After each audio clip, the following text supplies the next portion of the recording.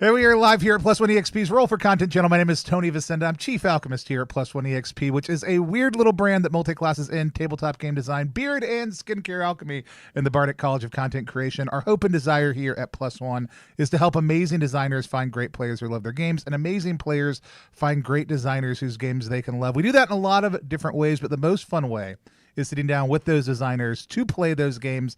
That's what we're doing today. We're going to be playing Ironheart Multiplayer coming out from Parable Games, bringing back, if not the first, one of the first people we've ever had run a game here on Plus One. That's Charlie. Charlie, for folks out there who don't know you, why don't you tell people who you are, what you do, and tell us a little bit about Ironheart Multiplayer. Absolutely. So hello, I'm Charlie Menzies. I'm the creative director over at Parable Games, mixing in doing kind of game design, writing, layout, various other bits and pieces kind of at the company. You may kind of know us for a very, very different game, which I think was for one of our first streams on Plus One XP, which was Shiver, which was a kind of play your very own horror movie on the tabletop. But with Ironheart Multiplayer, this is a very, very different style of game. This is our cozy lo-fi mech multiplayer game, where you're playing as a pilot and their mech and traveling around a newly peaceful galaxy together. Super easy to learn, super fun. I'm really looking forward to playing with you guys. Awesome. Super excited to play, and I loved the look of everything y'all were doing with the solo game. I haven't had a chance to dive into it yet. Really excited about the multiplayer option because that's where I live, and glad we get to play it today. So joining us from the Parable Games crew, we've got Adam. Adam, you want to tell people who you are, what you do, and if you want to be found online, where they can find you? Never. Hi, I'm Adam. I am a writer for Parable Games. I'm also a community manager. So if you ever go to any event that we are at, that you'll probably encounter me somewhere. You can recognize the shirt. Full disclosure, I worked quite a bit on Ironheart, the solo RPG, but my involvement with multiplayer has been at a distance, really. So this is me kind of getting to grips with the game hands-on, just the same as everyone else. So I'm very excited. Love it. And we got one of our team members and my favorite folks to sit down and play games and hang out on stream with. That's Quinn. Quinn, tell people the things. Hey, hi, howdy. I'm Quinn Blackwell. I'm the production palette Plus One EXP. I make it so that stuff keeps moving and grooving. I am a writer and a TTRPG designer, and you can find me on Blue Sky at Quinn Blackwell. Awesome. We are going to dive into play pretty quickly, but Quinn and I will both be at PAX East next week. If you are going to be there, swing by and say hi. I should know our booth number by this point, but I don't. We will be there, though, and would love to see you if you are going to be out and around. We've also got a stream happening tomorrow for Midnight in a Perfect World in the afternoon. That is a GM-less storytelling role-playing game where you tell the story of a revolution that cost you dearly and talk to the ghosts of those that you left behind. Come back tomorrow afternoon if you want to check that out. And then next week we'll be taking a break other than our Show Me Your Move stream while we travel. If you want to support anything we do, go to plus1exp.com or check out RPG Zine Club at rpgzine.club with all those little pushes and promos done at the top. Don't forget, if you have not gone over to follow the Ironheart game, you can use the link down below all of our beautiful faces, ttrpg.link/Ironheart, to go over to the multiplayer Kickstarter, or not Kickstarter, Backerkit. That's going to be launching next Tuesday. Is that right? On the 24th? It is indeed. Yes. Next Tuesday on March 24th. Awesome. So if you haven't checked that out yet, go over, head out, give it a follow, find out some more details, or just hang out, watch us play, and do it later. With that said, we always play with different people here on stream. We always want everybody to be comfortable when we play, so we use a couple different tools here on the stream. Those are lines and veils, the X and O card, and the open door policy. Lines and veils are things that help us look at the content in the game. We have a strong line, which means it can't come up during play. It's off limits against sexual violence and sexual coercion. It's not something I'm super concerned about for Ironheart, but are there any other lines that we want to add to our list for our game today? Cool. I think I'm all good. Yeah. And then veils are things that may come up in play, but we just mention them and move forward. They are touched on lightly or intentionally when we do them. Does anybody have any veils they want to toss out? No veils for me. Cool. And then the X card is the ability to pause the game at any point in time and be like, hey, this is confusing, or I'm uncomfortable with this. Can we make a change? We may update our lines and veils at that point in time, but either way, we'll clarify it and move forward in a different direction. The O card is the ability to hold or type up O just to be like, I'm super into what's happening right now. This is great. Please keep on going. This is outstanding. So that's an option also, too, just to encourage other players in moments of role play. And then the open door policy just means that we are all real people with real needs. If anybody needs to get up at some point in time to grab something off stream, manage something in their personal life, mute themselves and talk to somebody, that's all normal stuff that you should do because you're a real person and not just somebody who has to execute projects for everybody else. We'll take breaks as needed during play. Anyone can call for them, but if it doesn't happen before halfway through, I'll make sure we get a little break in the middle. With that said, does anybody have any questions about any of those tools or techniques? No, I think I'm all good. You're all such pros. All right. Well, with that said, Charlie, I'm going to hand things over to you to take us into Ironheart multiplayer. Amazing. Thank you very much. So this is Ironheart multiplayer. So as I kind of mentioned before, this is going to be a game where our players at the table today, you're going to be taking on not one role, but two roles. So you're going to be playing as a pilot and their mech, their giant robot companion. So the lion's share of the role play that kind of happens in this system is your pilot is the one that is kind of more forwardly kind of communicative with the world, but your mech does communicate as well. So in terms of how you're describing stuff, like we encourage like describing your mech's gestures, like sound mimicry, other kind of forms of expression to give us a sense of like who your mech is as well as a character, because they have their own emerging personality, which I'm sure we're all going to have a lot of fun with. In terms of the actual system itself, just to give people a really quick overview before we jump in, there'll be other bits I'll bring up about the game system as we play, as that's kind of is the way I tend to kind of run games and kind of teach new systems. The game's super easy to learn. It's a D6 dice pool system. Your pilot and your mech both have attributes that they can roll checks for. The better they are at something, the more dice they're going to roll. And successes in the pool are at a 4+. If you roll a 4 or above, that counts as a success.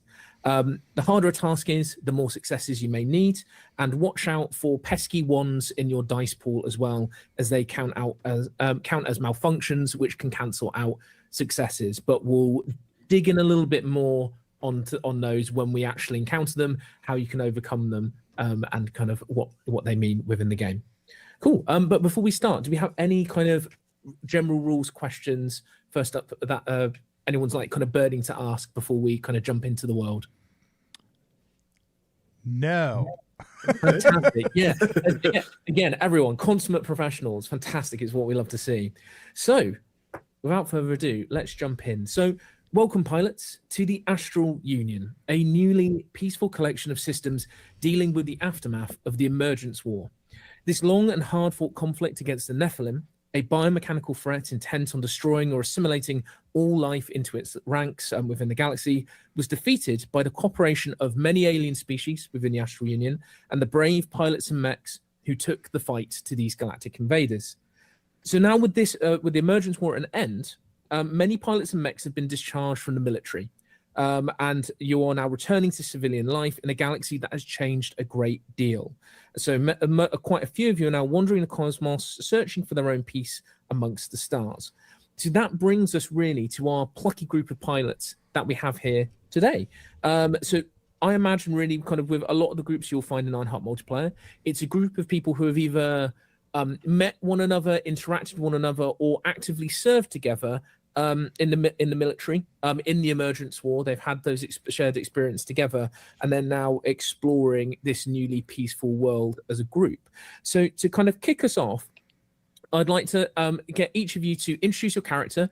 So if you could describe who your pilot is, but also tell us who your mech is, and then we'll get into a little bit more detail of how you all know one another.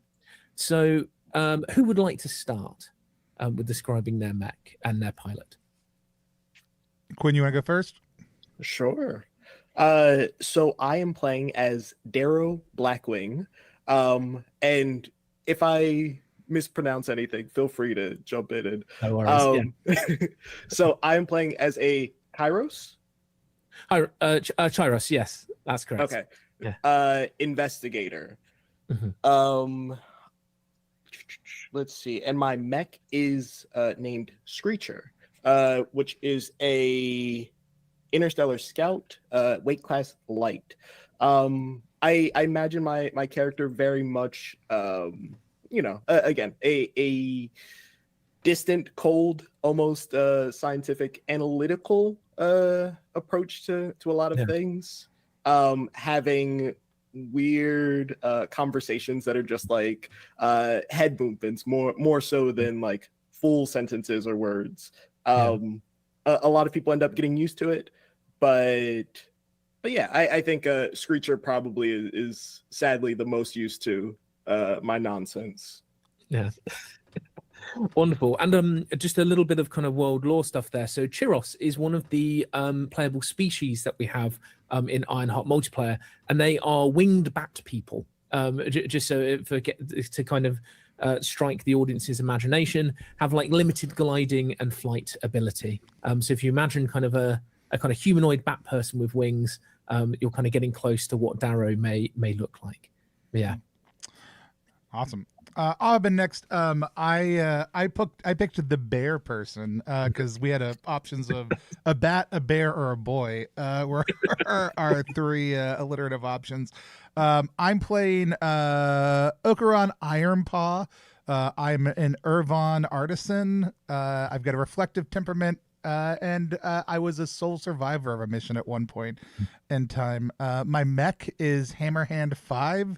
It was a local militia mech. It's a medium-sized mech. I think the I mean, obviously, I'm a bear person. Both that, but the character also. I think the vibe of Hammerhand is the mech looks heavier than it is for a medium-sized mech, and is almost like has the sense of like huffing and trudging a lot of the time. Even though it's a medium mech, it moves a little bit more like it's a slightly larger one, and it just seems tired, like a little bit temperamental, a little bit grumpy. Steam blasts come out every once in a while that seem just a touch dramatic, even though and probably wildly unnecessary at some point in time. But yeah, I think that's the vibe. Amazing, excellent.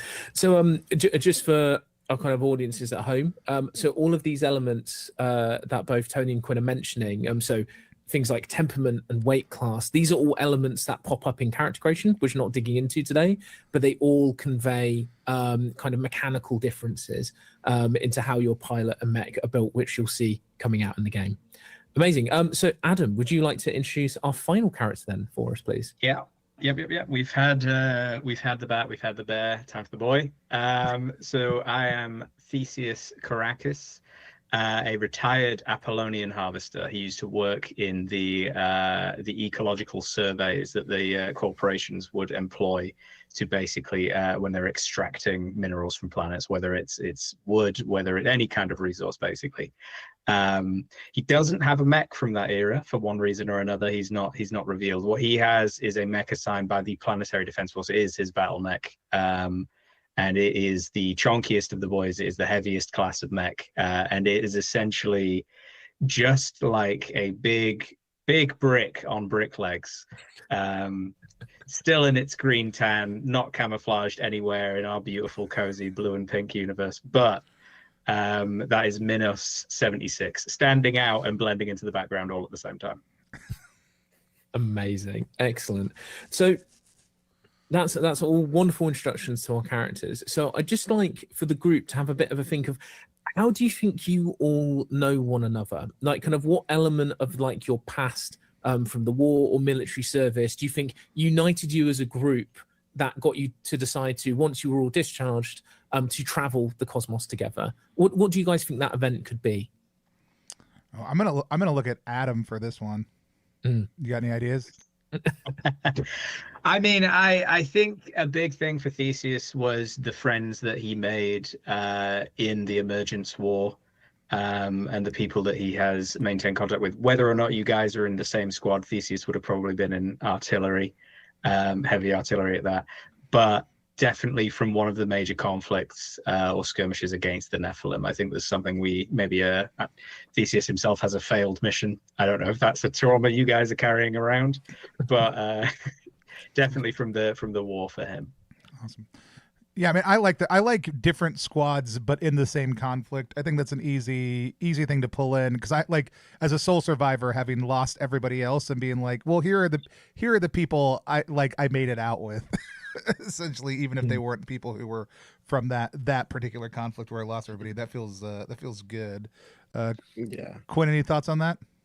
I kind of like the general concept of almost a rehabilitation group of like, hey, y'all have gone through bad things, and like, here are other people who have also gone through bad things, so that you don't have to just try and like explain that to people.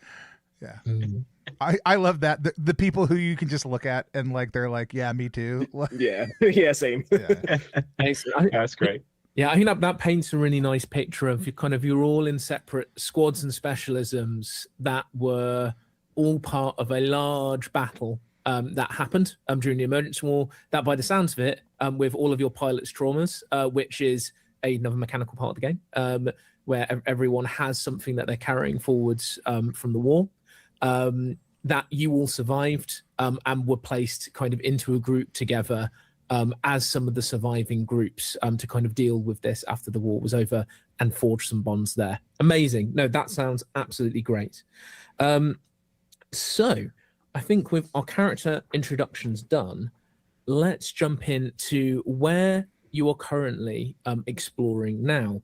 So it's a starry night. It's clear skies on Barros 5. It's a small planet filled with lush forests and dramatic mountain ranges. So you've been traveling across the galaxy together for some time now, taking in the sights and trying to like help out folks where you can. The post-war climate is like, things are peaceful, but as is the way, things are messy. And kind of people are falling into trouble in different ways all over the galaxy, and you're all just trying to kind of help out where you can. And one of these people you've helped is a stranded Irvon that you found, who is lost in the deep, deep woods, called Hanmal Redfur.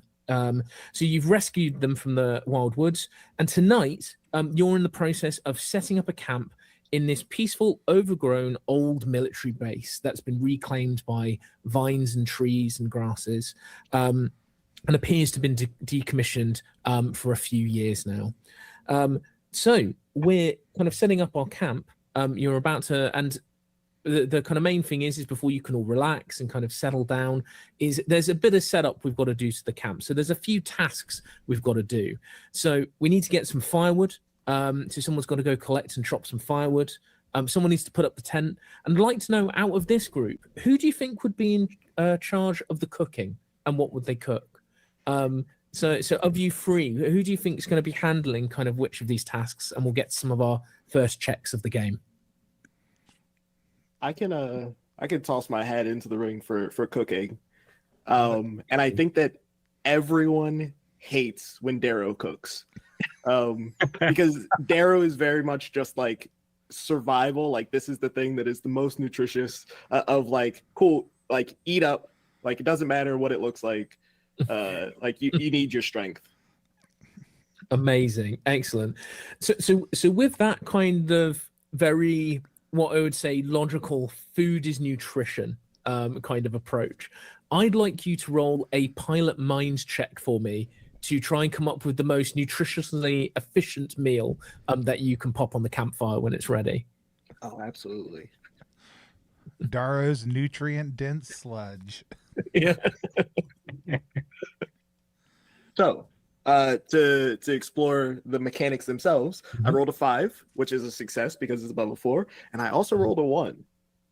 Ah, okay. So, when you roll a 1, kind of when you have a success in your pool, that's called a malfunction. So it can cancel us out a success. So in order to kind of clear that, either it counts as a failure, or you can spend what's called a sync bond point. So your sync bond represents the connection each pilot has uniquely with their mech through their iron core. So at this point, you should all have 3 sync bond points ready to spend, and they recharge in different ways, either from rewards as me, the GM, which in Ironheart multiplayer is called the Heart, or through completing encounters, objectives, saving people, performing heroic deeds. You'll recharge these points as well. So if you want to spend one of those points, and maybe suggest a way that your mech gives you a little bit of a hand in kind of course correcting this meal gone bad, you can take that one and you can re-roll it. See if you can kind of turn it into a success, or at very least something that's not causing a bit of a problem. Yeah, no, absolutely. I will drive every character like I stole them. I will spend one of those points. I'll say that my mech was probably off, like doing like some type of perimeter, and just came back and like noticed that the stuff has been on for too long. And like brought my attention back to it. So I re-roll that one, and hopefully I just don't get another one. It's just that simple. And that's another one. I'm gonna say to save you from spending another sync bomb point, we'll count this as a failure. And what's gonna happen is Screech Orlands looks at the fire that is going way too hard on basically this modified military MRE that you're somehow making more bland and burnt. Kind of goes, panics, kind of optical eye like goes wide, and deploys a fire extinguisher onto the kind of fire in a bit of a panic. So now it's gone from blazing hot and burnt to now frigidly cold. So we've got some toasty cold MREs ready for you when all the chores are done. Amazing. Thank you. How's Darrow feeling about the whole cooking affair? Hey, the nutrition's still in there. You just have to crack through the shell. Oh, amazing. Excellent. So we've got two more chores left. So it's building the tents and chopping the firewood. So of our kind of two remaining kind of pilots and mechs, which do you think you would be taking, Adam, Tony? I think that Okaran is going to take the chopping the wood. Yeah. Okie dokie. So kind of like heading out kind of into the forest, there's multiple ways you can approach this. You can use your mech to kind of try and, pull up some trees or like kind of help you collect the firewood. Or if you're kind of wanting your pilot to engage a little bit more, you can get them chopping the wood as well and do a kind of couple of checks. So how do you think you'd approach collecting firewood like as a team? I think it is like while Okaran like grabs pulls out an axe as if they're going to chop them. They are not. This is 100% Hammer Hand is the one doing the work. Like the axe is largely a pointing implement. Whenever we find a tree that looks good for Hammer Hand to kind of just like strip down and get all the branches to fall off of it. Amazing. So I'm going to say is you're kind of wandering around. You point your axe at your selected slightly dead tree. And Hammer Hand goes to grab it and try and strip the branches off. Can you roll a mech brawn check for me, please? Yeah, I mean, to counter out Quinn's ones, I got 2 6s. Amazing. So yes, Hammer Hand reaches out, grabs this tree, and just shreds it kind of into perfect sized logs, puts it in a neat pile, and picks it up and is ready to kind of carry it back to camp in record time. I mean, the problem is the wood was too good. Like that's why the fire got so hot. The wood was so good. And finally, a place to sleep for the night. How's Theseus getting on with the tent? He's made absolutely no promises.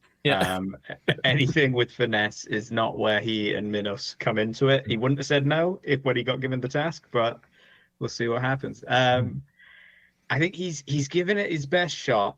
And he has Minos kind of feeding him structural integrity reports on the tent poles. I don't think it's useful, but that's what he's hoping will be. Amazing. Can you roll a mech tech check for me to see what Minos comes back with, scanning some tent poles? Oh boy, let's hope Darrow got all the ones out of the way. I got a 6. So I did. I got him out of the way. He scans it, and I think Minos has gotten very used to you struggling with this tent and scanning it, realizing what you're trying to do, projects a step-by-step IKEA-styled pictorial guide in how to build your tent. And every time you complete a stage, a tick just comes up and it's like, good job. Like, to just encourage you to keep going and not get really frustrated, because I have a feeling Theseus has crushed a couple of tents when he's gotten cross with them before. Yeah. So kind of fire is roaring, meal is ready, and that you all have a place to lay your heads for the night, and you're all tucking in now to this meal. We will call it, prepared by Darrow, with Hanmol Redfur, this saved Irvon, who you've kind of rescued kind of from the woods, sitting down on a log with you as well, tucking in tentatively, offering you thanks. So as you're kind of like tucking into this meal, is there anything that you think as a group that you have as a bit of like a habit or a ritual that you have when you kind of sit down by the fireside? Do you tell stories, crack jokes? Like, what's something that you do as a group to bond?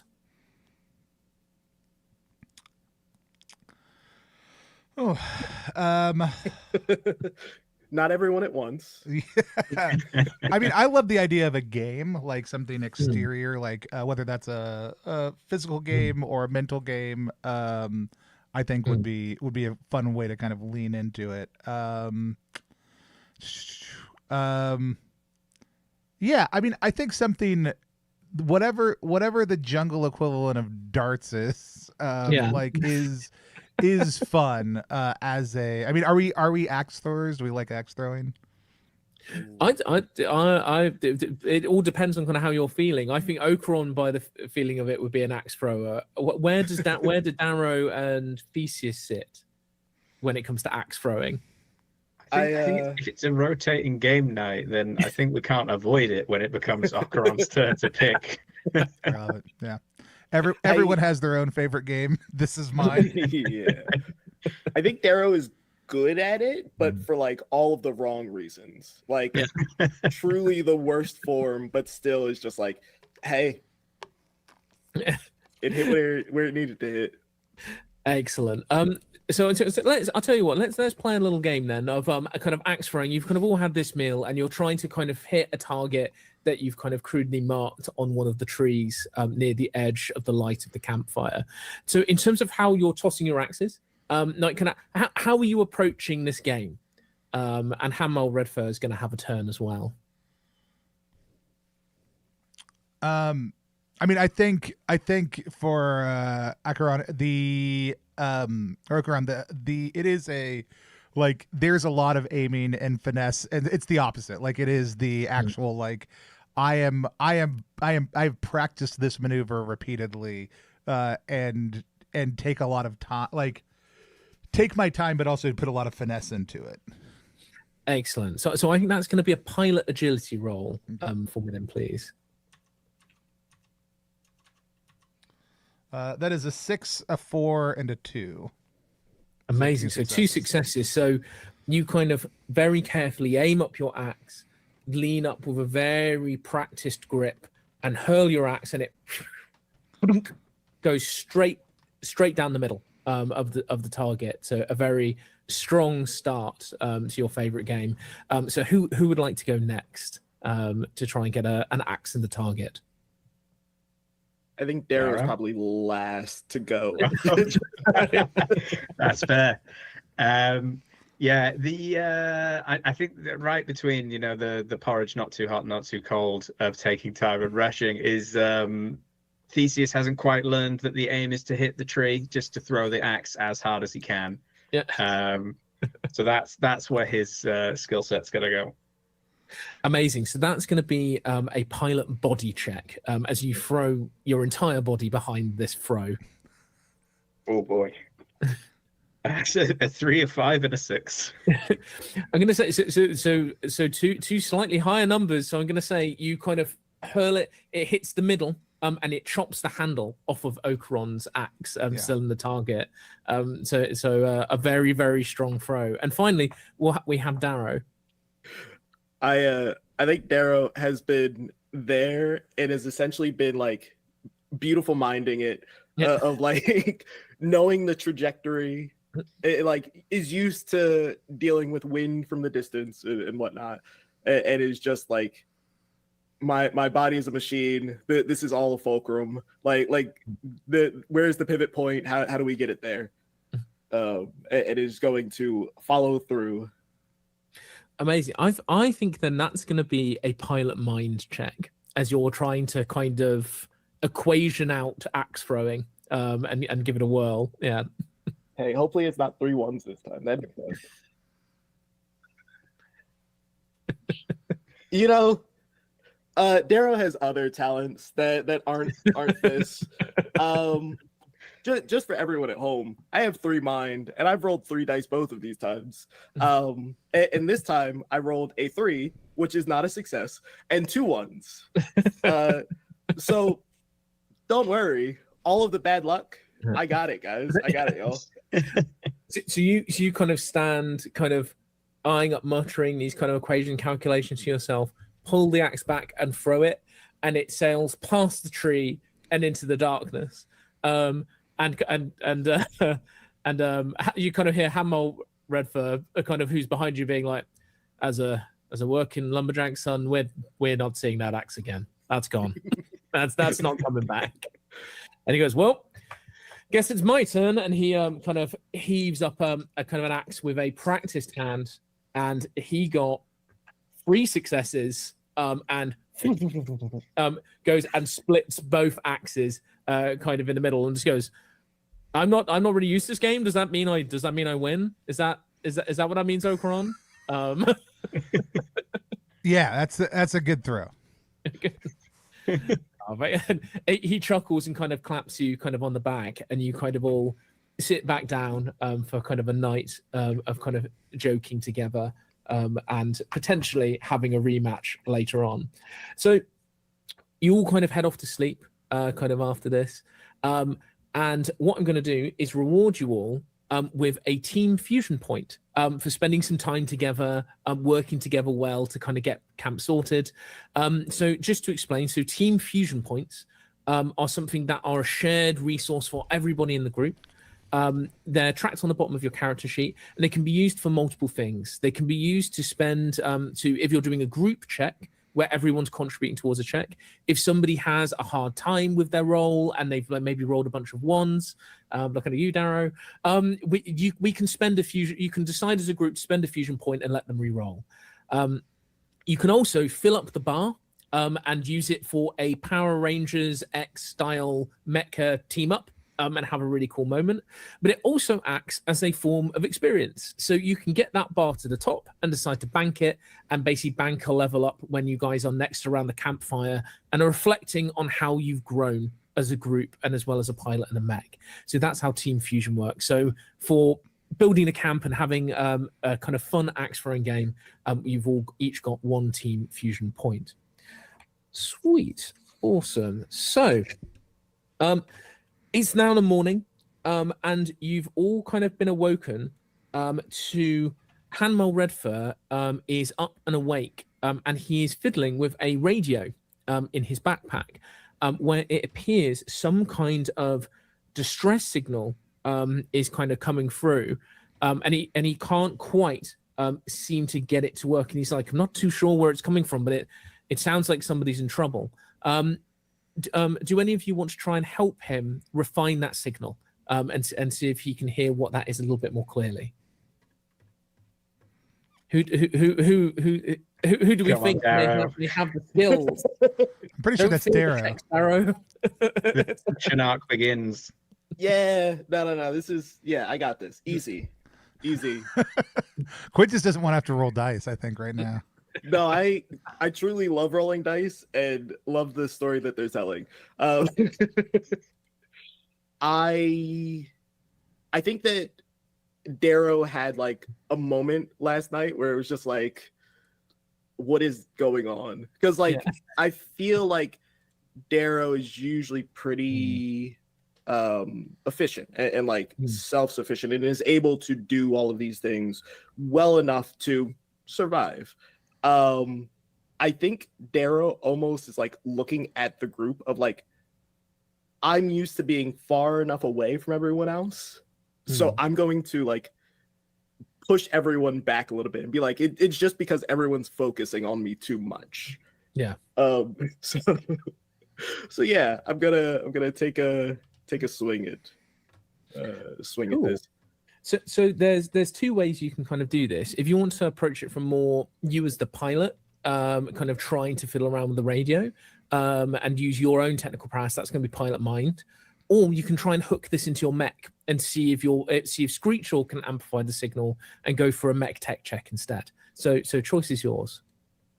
Yeah, I think I'll use Screech because that's who Darrow usually leans on.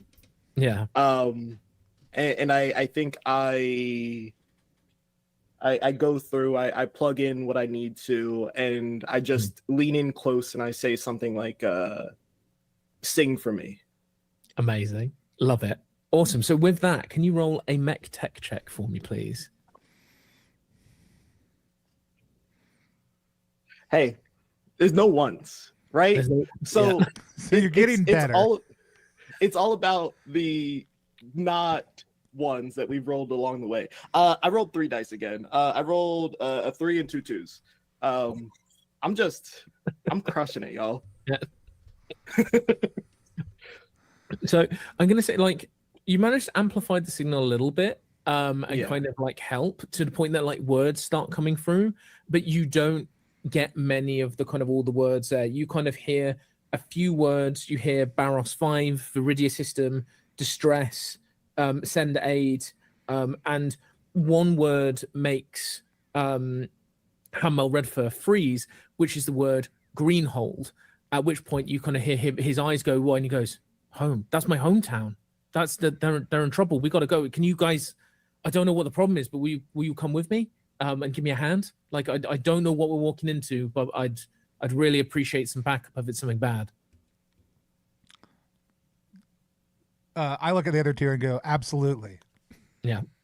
Excellent. Awesome. So you all pack up your kind of camp as quickly as you can, load any kind of supplies that you need kind of onto your mechs, get inside, and start the journey towards Greenhold. You're kind of moving through this kind of mountainous, kind of lush forest until you start to see that there is a kind of a bit of smoke and dust kind of in the air. The fresh, clean kind of mountain atmosphere that you've gotten so used to kind of in your travels is fading away and being replaced with this kind of dusty fog.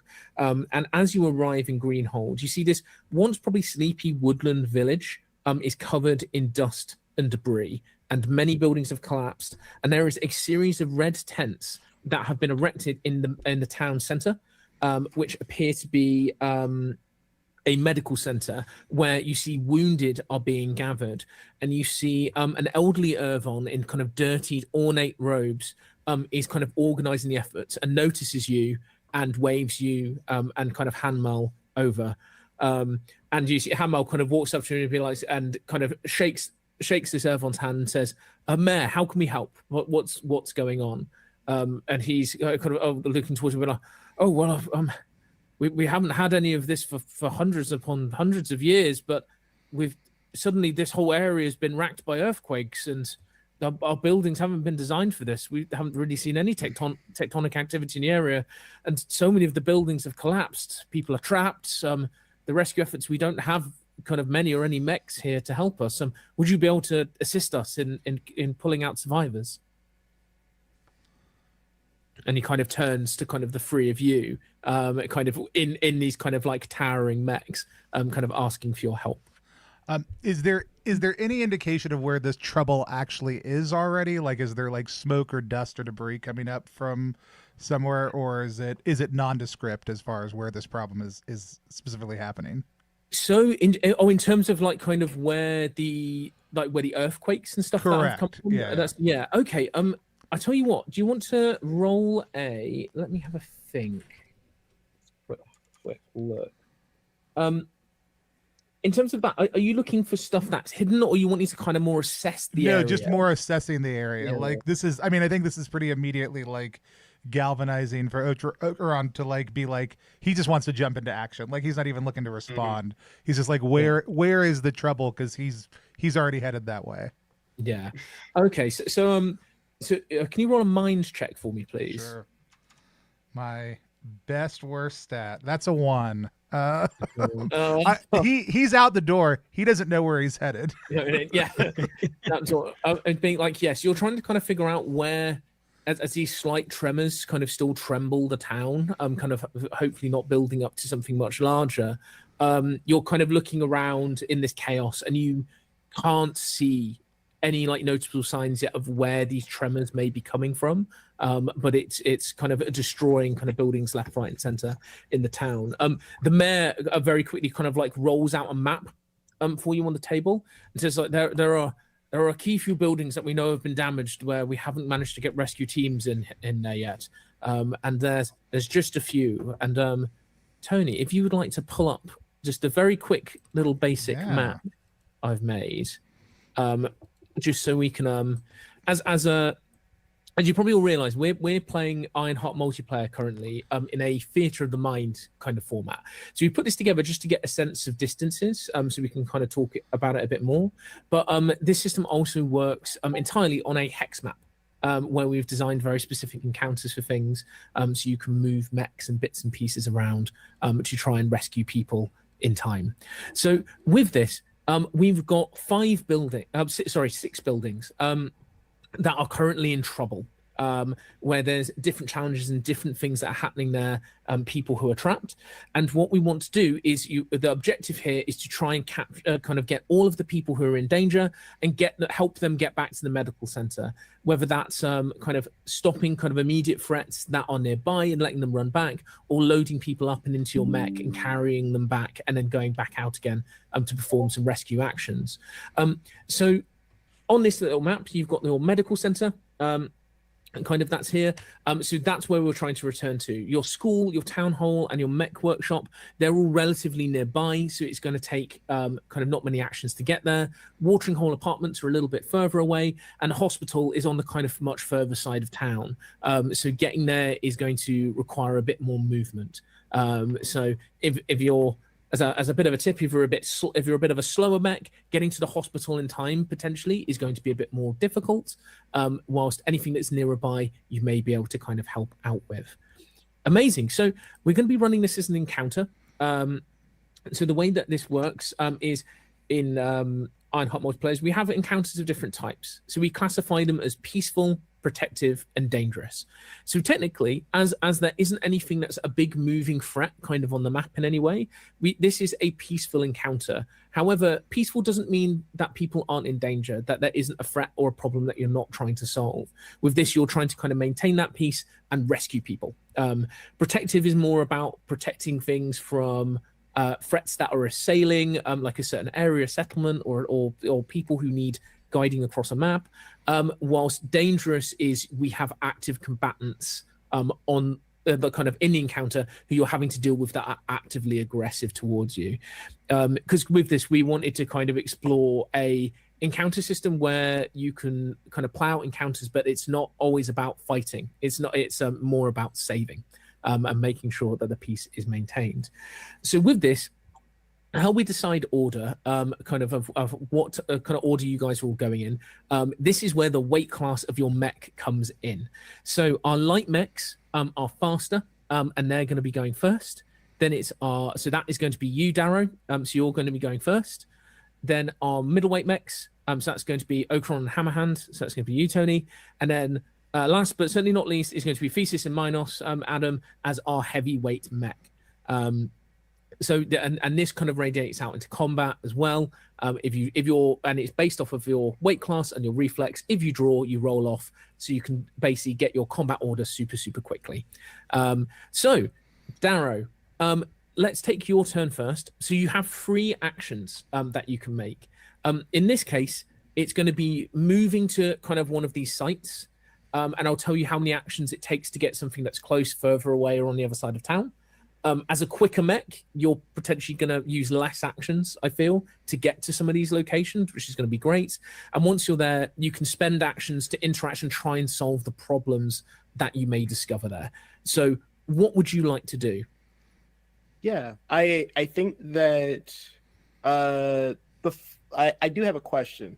Yeah, absolutely. Does my mech fly or have some type of like higher mobility in that sense? Like, absolutely. So yeah, so as it your as a Chiros with a Chiros mech, you do have wings. So you have a limited kind of flight capability. So you won't be able to fly for too long. But you kind of have like a certain amount of flight time. But you can definitely burn through some of that and recharge it kind of like later on. I think if flight is called for at any time, it's going to be now. Yeah, I think that Darrow does what Darrow does best, which is get somewhere and get there fast. So I think Darrow starts like climbing up whatever the closest like structure is, and then almost to like show how it's done, Screecher starts climbing up the thing, picks up Darrow, and puts Darrow it as climbing up this thing. So I think I'm going to try to get to the furthest place, which is the hospital. Amazing. Yeah, I really like that.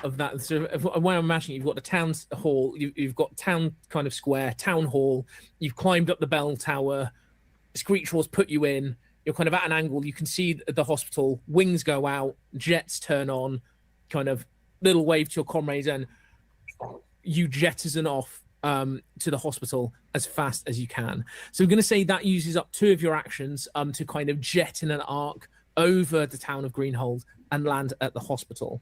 And you're going to find that this kind of area is got the kind of hospital seems to be almost wavering and moving. So it's got a series of unstable walls that, looking at it, you kind of know that if you don't approach this carefully, touching one wall could be like a Jenga tower. So you kind of need to do this very, very precisely, or understand the structural stability of this building. As you can see, a couple of people inside desperately trying not to disturb the building and let it come down. So how do you think you'd approach this? How do you think you and Screechaw would approach it? I think still being in Screecher, I think that this is more so just we're going to use our weight to an advantage. So like not trying to interact with the building at all, just trying to squeeze through areas that like most other mechs wouldn't fit, and just try and like get past the problems. That does mean putting myself in the danger, but I don't think that this is something that I like that. Yeah, so I'd say that could be a combination of it. It could be pilot agility for like very careful piloting of Screechaw, or mech reflex of that. Screechaw is very aware of their size and they're trying to weave their way through this building to kind of rescue people. If you wanted to combine those elements of like kind of careful piloting and your kind of mech's kind of natural reflex, you could spend a sync bond point to combine elements of your pools together to give you more dice to see if you want to succeed. And that's one of the other uses for sync bond. Obviously you don't need to use that now. It's very good for kind of saving for kind of dangerous situations that you're kind of in a pinch, you need more dice. But the decision is entirely up to you. Oh, interesting. Do I think that even with 3 dice, I will roll at least 1 success? Yes, I'm confident in my in my rolls. Excellent. So in that case, then let's roll a mech reflex check then and see how we land. Okay. A 2 and 2 5s. 2 and 2 5s. So 2 successes. Excellent. 2 successes. So yeah, no, that's wonderful. That is enough successes. So you gracefully, like a mech ballet dancer, kind of duck and move your way carefully through these kind of cracks and missing bits of wall, and very gently scoop up this person who's trapped inside the hospital, and carefully make your way outside and place them down, as then the hospital behind you crumbles to the ground. So yes, you have managed to rescue someone from the hospital. Well done. So that is one civilian saved. Amazing. Next up is going to be Okron and Hammerhand. Where are you wanting to kind of head? So the hospital has been sorted by Darrow. What would you like to do next? I'm gonna head to the school first. Amazing. Excellent. So yes, you're going to use one action to move to the school. So just explain, you have 3 actions in your turn. Yeah. So we're just kind of tracking all of those. And as you kind of arrive there, you come across kind of in the school, there is a scared child who has not managed to evacuate. That is kind of cowering amidst some of these collapsed sections of roofs, and the whole building is threatening to kind of collapse down on them. They don't seem to know what to do. They haven't got an adult around them. How do you get them out of the building? What would be your approach with this scared child? Yeah, I imagine is this a bottom floor, single-story building, big multi-story building? Kind of like a two-story building, I'd say. Okay. Yeah. I think a giant steaming huffing mech is probably not the most reassuring image. But as we kind of like isolate and like target where the child is in the building, I have Hammerhand like steams out like really directly on like the cracked window outside the room that they're in, and I like come out of the cockpit, walk down the arm like as a bridge, and like write like just a like we're here to help message on the glass, and like once the child looks at me, like I break the window in to try to get them out. Amazing. Do you want to roll a pilot charisma check for me as you're Sure. kind of like facing shoulder and trying to kind of get them to come to safety? Yeah, I'm not horrible at that. Hey, you're the best of us. That's a 4 and a 5. 4 or 5. Excellent. 2 successes. So yeah, they kind of wipe their kind of like soot smeared like tears away and slowly make their way towards you. You kind of gesture them to like hold back, smash the window in, lift them up, and kind of load them into your mech with you, and kind of pull away from the building. Amazing. So that's two of your actions done. If you want, you can go back to the medical center and drop them off so they're kind of firm and safe. So then you've got more room to pick more people up. I could. I also can carry 3 people. You can, yes. You've got the transporter. Don't you? Yeah. That said, I think I am going to move over to let's go to the watering hole and huff off that direction. Amazing. So yeah, so you see that the watering hole has got kind of cracks and fissures where lava is starting to kind of bubble up kind of underneath the watering hole. But that's where we'll leave your turn as you arrive at the watering hole, kind of making that assessment. So that's going to take us to Theseus and Minos. What would you like to do?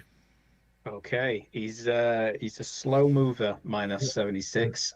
So we're gonna go to the nearest point on the map.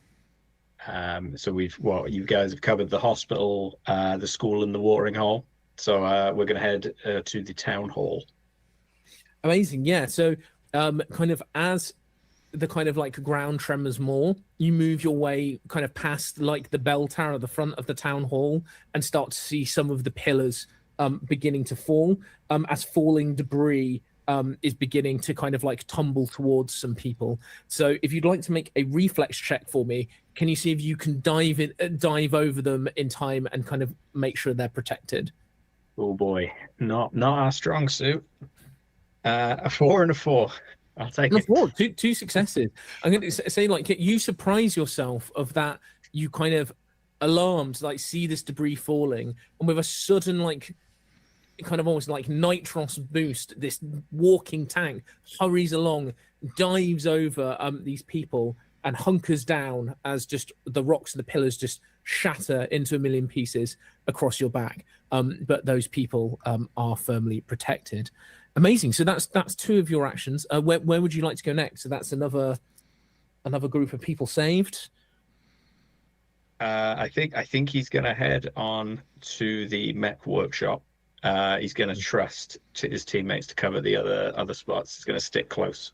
Amazing. So yeah, so you kind of start kind of clanking your way towards the mech workshop, which seems to have partly collapsed kind of already. You can see from a distance as you make your way there. Amazing. So that brings us to the end of our first round. So what I'm going to do now is just do a quick roll and see if anything bad happens. No, that's and fine. see if any tectonic terribleness happens. Oh dear. Okay. So All the good ground stuff. the ground begins to shake, and things kind of start to move. More rubble begins to fall. The kind of residents of Greenhold brace themselves, and now some of your checks that you're going to be doing are potentially going to get a little bit harder as the kind of ground is starting to shake a little bit more violently. So that's going to take us back to Darrow. So you're kind of up at the hospital. You've got your kind of rescued soul with you. What would you like to do next? I think I'm gonna head to the apartments. Amazing, cool. So you quickly jet over to the apartments, and what do you find? So you find that there's some rubble has kind of blocked the main entrance, and people are struggling to get out. So there's multiple ways you can kind of approach this. It's like if you want to try and heave the rubble out of the way, it's going to be a mech brawn check. But it's also, if you get the people to stand back, you could potentially use some of the weapons in your arsenal to try and clear that rubble out of the way with an attack instead. As there's a set amount of health. So if you manage to blast it apart, it should free the people so they can run outside. Yes. So I'm reading here. My ranged weapon is a telekinesis cannon. Yeah. And it has a special. Yeah. Can I use that special? Absolutely. Yes. I like role play use of like specials for your weapons, using them not as weapons, all in favor of in this game. Awesome. So the special that I have on this telekinesis cannon is Environment Ripper. This cannon uses pieces of the environment to augment its damage. An interact action can be used on a forest, mountain, or rune hex to load the cannon with environmental debris to be hurled at a target. This gives the weapon +4 damage to its next attack. So I basically just want to use this as like the ammo and then shoot it off into the distance. Amazing. Yeah. So if you can roll a I think it's a mech tech check, isn't it, for that weapon? Yeah. If I'm remembering correctly. So if you roll a mech tech check for me, then we'll kind of load up this kind of like gravity cannon and see if you can pull that away and fire it off safely kind of into the mountain ranges where there aren't any buildings. Awesome. I got all the bad rolls out. I rolled a 6, a 5, and a 2. So 2 successes. Amazing. So yeah, so you kind of focus kind of this ray on something, and it just goes like pulls up kind of all of this kind of rubble and debris, kind of almost like kind of gathering it into a big floating ball where you just cannon shot it kind of into the mountainside far away where there are no kind of people for it to threaten, and people kind of file out of the apartment block kind of now safe. Amazing. Great work. So you've got one more kind of action. What would you like to do? Yeah. I think that I see that my teammates are doing well. At the very least, they are in the locations. So I might start heading back towards the medical center to drop off these. Drop off all these people who you've gathered. Amazing. So so you kind of start making your way. I'm going to say you land back now at the medical center, as you are a much faster mech than kind of everyone else. So you land back there and deposit your people. So now they are all safely there, kind of at the medical center as a bit of a bonus. Amazing. So Okron, you're dealing with some lava at the watering hole, not drinkable at all. What would you like to do? Yeah, so this is an actual watering hole, so do we have lava mixing with like water, just like steam shooting off everywhere? Is that there's the kind of like steam, like it's kind of creeping towards the well, so like visibility is not great, but yeah, you can kind of see it seeping up through the ground. I think like we we walk up and Hammerhead lets off a bunch of steam also too, almost competitively with what's happening around him. I love it. I pat the inside of the cockpit. I think since visibility is not ideal, I'm gonna say hold on just a second, and then I'm gonna bring Hammerhead's gonna tighten up a little bit, and we're gonna push all the steam out between his plates that we can to try to make a strong whistling sound to draw people to where we are at. So we'll let out a little SOS whistle stop thing with the steam. I love it. I think that's going to be a mech presence check. So it's kind of your mech kind of standing out and kind of making themselves known. So so if you roll a mech presence check for me, let's see what happens. 5-2-4. So 2 successes. Amazing. So 2 successes. Yeah. So with that, you kind of give out this almost kind of heavy toned train whistle. Yeah. That's kind of from you expelling this steam through your kind of mech's plates. And people start coming and noticing and realizing what's happened. And before you know it, the citizens of Greenholes, the ones who kind of aren't injured, have started a bucket train. Have started kind of gathering whatever water source they've got to try and cool off this lava and start kind of pushing it back. Enough to the point that the people kind of carrying amongst the steam are managing to kind of move around, the lava no longer creeping towards them. So you're kind of there as a nice central point, drawing people towards you, realizing the problem as the town starts to work together under your guidance. So amazing. You've got a couple more actions. What would you like to do? You mentioned injured people. I think loading up the people who need to get back to the medical center as quickly as possible will be the other action that we do. So we've got, I think, 2 empty spots that we can to load injured folks into. Amazing. Yes, it's you kind of load up fully, kind of with the remaining civilians and walk kind of your way back to the medical camp and let them outside where they're very quickly rushed into a tent and start receiving medical attention. Amazing. Well done. Adam, finally we'll jump to you with Thesis and Minos. You arrive at the mech workshop where you see almost the mech equivalent of the garage side. One of the walls has collapsed down and some people are trapped in basically the pit that you would kind of have under a car, if that makes sense. It's fallen on top of there and they've gotten themselves stuck. So how would you like to try and get them free? This is once again, we just think with the brawn and hope for the best. He's going to lift and try and give them enough leeway to climb on out and get out. He's going to try and lift that debris. Amazing. That's 100% going to be a mech brawn check then for me. Okay. 2 4s, a 5 and a 2. I'll take it. Amazing. Yeah. So that's success. So you kind of, if your kind of mech's kind of big heavy mitts grip this big bit of kind of heavy wall, heave it up as these people kind of climb out of the mechanics pit and kind of scurry away as fast as they can as you kind of let it go now that everyone is free and let it kind of slam down into the dust. And that is all of our buildings in danger. You've cleared them all. People are rushing back. You've done that in record time. Very well done. As everyone kind of rushes back, as there's one last big tremor, more bits of buildings kind of fall down, and then the ground finally begins to fall silent for now.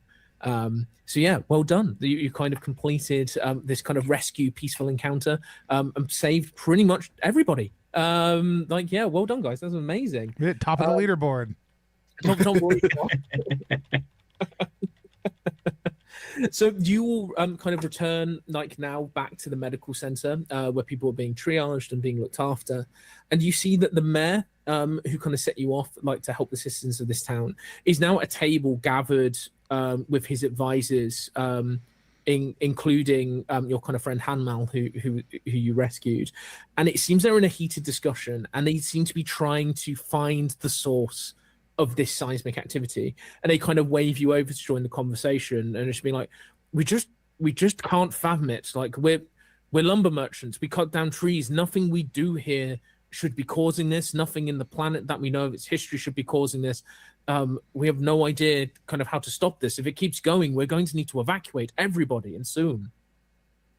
So is there anything that you guys feel you could do to kind of like, looking at this map, looking at the area, try and figure out like what's going on here, like kind of what's causing this problem for the town? Could we coordinate our special talents? Yeah. We have a very, very talented scouty tech boy, or bat boy. And we have I was a harvester back in the Pollen Society. I know something about resource management, like trying to figure out an ecology assessment. What do you think, Okaram? What do you think we could? I mean, I can encourage you. No. I think my biggest input would be like having seen, we saw a lot of things. We only saw lava in one place, like, which seems more whatever. So I think some of it may just be like the situational, like, from what I've seen, being able to like contribute from like on the ground what had happened. The other option would be like helping direct the action. He was commander back in the day, but yeah, those are the two things that pop out as potentially useful that I could contribute. I think with that as the kind of the commander, I'd say any of the checks that you're kind of doing now, I think I'll allow, if you've got Okron with you, to add an extra D6 into your pool for what you're doing to try and figure out what's going on, as they're kind of there supporting, being that kind of commanding presence that's giving you some help. So with that, in terms of kind of like what you're looking for, do you want to have a look around the surrounding area? Do you want to ask kind of any more questions about Greenhold? See if there's something that's like maybe a bit amiss? I mean, it seems like a good idea to ask questions. I mean, how long has Greenhold been here? So the kind of mayor kind of looks at you and says, like, so we've been here about over a century, and in the whole time that the settlement's been established, there's been no tectonic activity. I mean, kind of looking around at the kind of mountains like all around you is like, there definitely was a time where this place was tectonically active and volcanic. It's why the soil's so rich. It's why the trees grow so big here. It's one of the reasons we came to this planet to kind of start this lumber business. But if it was tectonically active, we wouldn't have settled here. What are the older parts of the city from the map that we went on? Like, what's been here the longest? Ooh, what's been here the longest? I would say the first building that probably would have been put together was the town hall. Kind of like for sure. So yeah, it's kind of like a point of pride for the town, definitely, in terms of what's going on.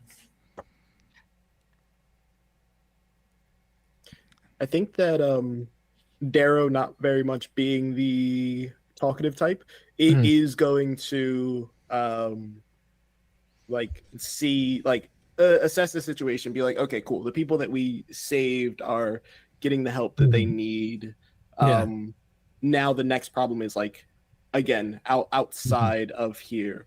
So I think almost wordlessly walks back up to Screecher and clambers in and just says eyes, which means we go into the sky and we get eyes on everything around.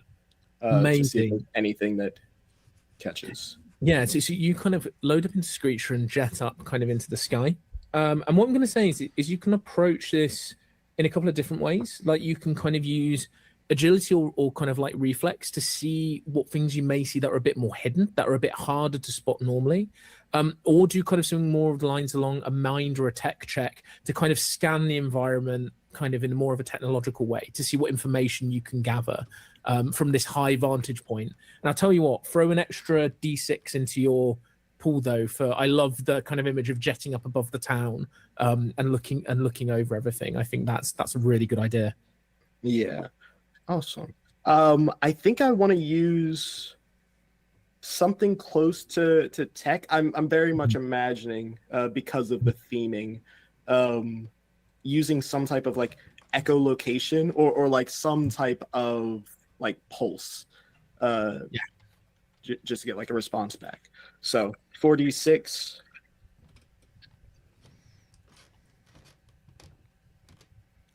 4 successes. 4 successes. Whew. 3 4s and a 6. So yeah, so with that, you notice 2 things. You notice that around where the tectonic activity has been happening, there's cracks and fissures in the ground, which at a ground level kind of just look like the inherent destruction that's being caused by the kind of earth shaking.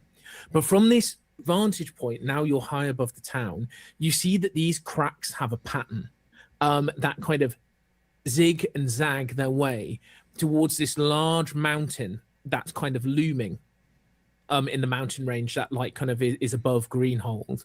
And you kind of see that there is more now kind of getting up above the dust layer as well. You can see that there is smoke coming from this kind of area of the mountain, something that kind of wouldn't be there normally. The other thing you notice as well is a little bit further outside of town, kind of on the edge of the tree line, your scanners pick up mech tracks that have been left kind of in the earth. And this is kind of a community that doesn't really seem to have many or any mechs around, like nothing of this size. The kind of mechs here are much smaller, like lumber gathering mechs that have been helping out with the effort. These seem to be much larger mechs that for some reason have come near the town at a distance and then seem to be also heading off into the mountains as if they didn't want to be seen. So that's kind of what you managed to see up there. Yeah. I have another idea. Mm-hmm. I think that is there some type of like essentially like radio signal or station or channel that I can like intercept to see if there's like for those other mechs. You could try. It would definitely be if it's someone who doesn't want to be discovered. Which the kind of everything you're kind of intuiting is probably the case. It would be quite difficult, but you could do a mech tech check and see what you get and try, but it won't be easy. Yeah. I think I would want to land and probably like try and do something like that. Amazing. Yeah. So you kind of land and start kind of tuning your kind of comms with Screechaw. But almost in a way like trying what you were doing at the campfire earlier, but on a more advanced level now. So you'd like to roll a mech tech check for me. That'd be wonderful. That's tripping me up. It's either the most or the least fun check to call for. Yeah. All right. Cool. Okay. So I rolled a 2, which doesn't matter. I rolled a 5. And I rolled a 1. I think that I'm going to almost frustrated from the last time that I tried to do something similar to this, and like having failed and not wanting to fail again. I think that I'm going to burn another sync bond point. Yep. Mm-hmm. And I think I'm going to re-roll that 1. Amazing. Okay.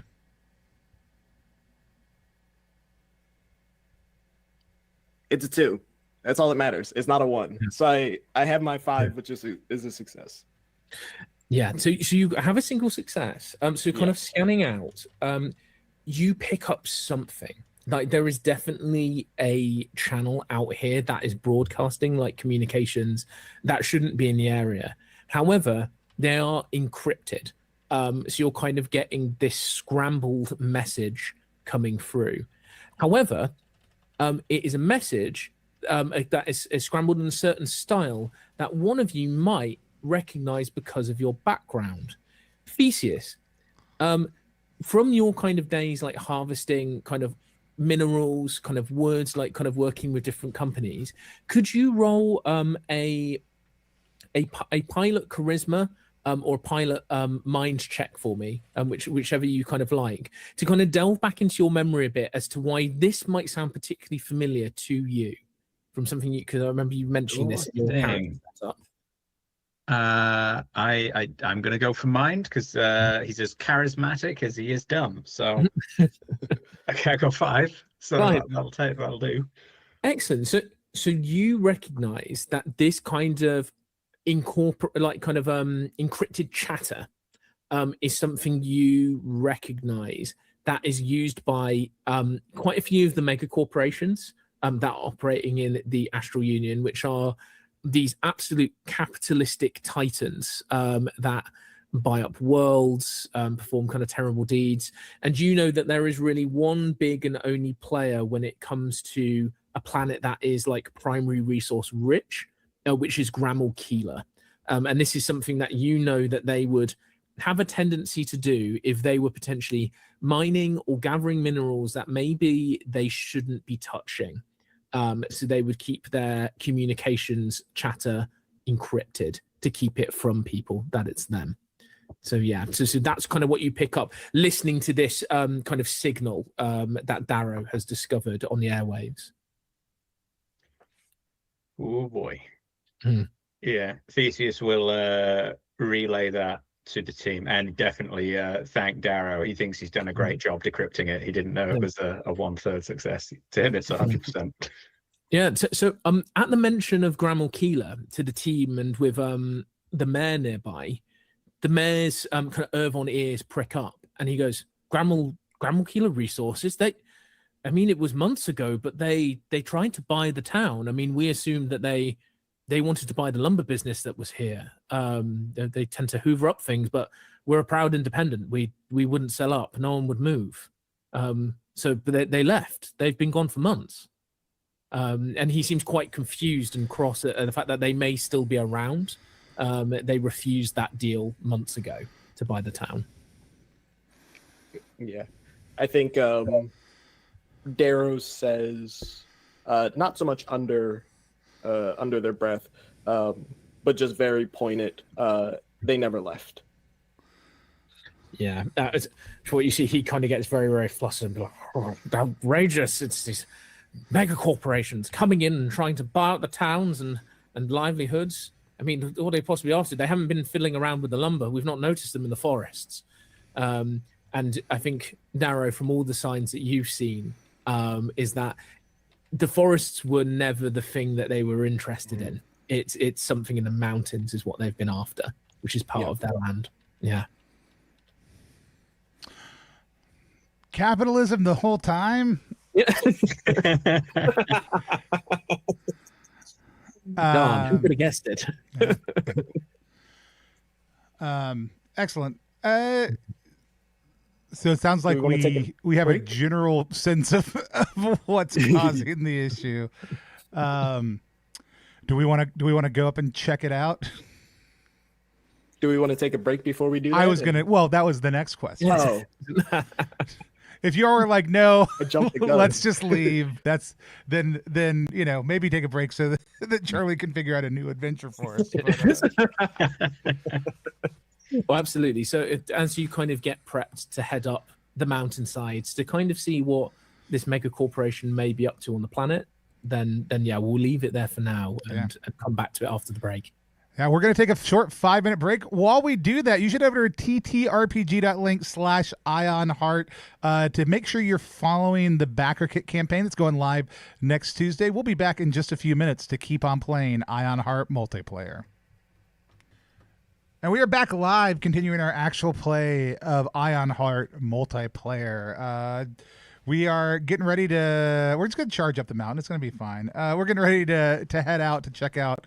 I missed the name of the corporation in my having to step away from the computer real quick. The bad guys we're going out to check out the bad guys. Absolutely. Well, I think it's a good time to do a little bit of a lore drop about the world of Ironheart. Is that in the world of Ironheart, there are a bunch of what are called mega corporations that are these massive conglomerates of lots of businesses that have been bought up that all tend to have a horrible little specialism that they like to exploit in the galaxy. And the one that you're encountering here is called Grammel Keeler Resources, which are very famed for coming into a planet, buying out towns, and hoovering up every single primary resource that they can, and quite often leave planets as lifeless husks that they've drained of everything. They're not really into regenerative practices, let's put it that way. So not a nice bunch. So that is who you think is operating here secretly as you kind of gear up and begin making your way up the mountain. So heading on up, you kind of start going up towards this domineering peak that seems to be the source of the trouble that looms over Greenhold. And as you kind of ascend the smoky slopes of this mountain, you become aware of other sounds amidst the rumbling of the mountain, like kind of that you can really hear bar the mild tremors that are kind of happening kind of periodically now. You begin to hear the sound of drills, kind of voices being kind of filtered through mech suits, and the distant explosions of mining charges being detonated. And as you crest one of the larger craters that you're finding at the peak of this mountain, you find a mining operation is fully underway inside this crater, hidden from view by the kind of pockmarked sides of this large rocky kind of hellscape. Soot-covered mechs are kind of littered around this area, and they're hammering and drilling at the rock, extracting minerals with careless abandon for the tremors it's causing.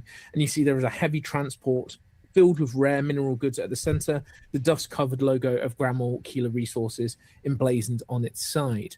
You see there's a variety of mechs kind of here in this crater. You see one that seems to be a managerial kind of like overseer mech that oversees these kind of mining teams, is at the center, kind of inputting data into this large machine, which Darrow, you will recognize as what is transmitting the information kind of back to Grammel Keeler of kind of like what's being mined and what's incoming, and also the full records and evidence of this mining operation. It's kind of like an encryption box that's storing all this information, that's hiding it from everybody. But it allows them to still keep things organized. So they've not noticed you yet. They're all really busy at work, but that's kind of what you're facing. So how would you like to approach this? What are you all thinking?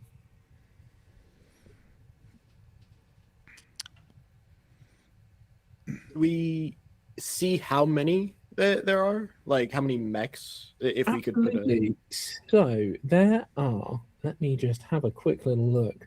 So you've got one kind of like a managerial, like kind of like overseer mech that's kind of down there. You've got one mech that seems to be handling large blast charges. So it seems to be like a blast technician that's in charge of the explosives.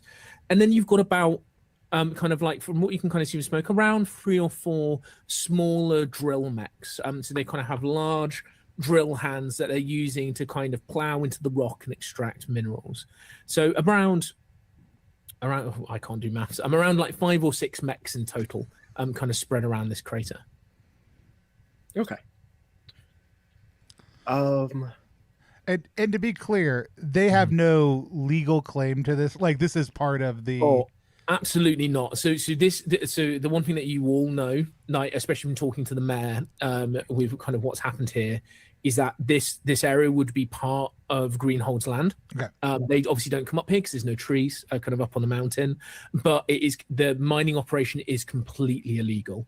And by the seams of what it's doing to the environment around it, incredibly dangerous, and being very, very reckless in how they're approaching it.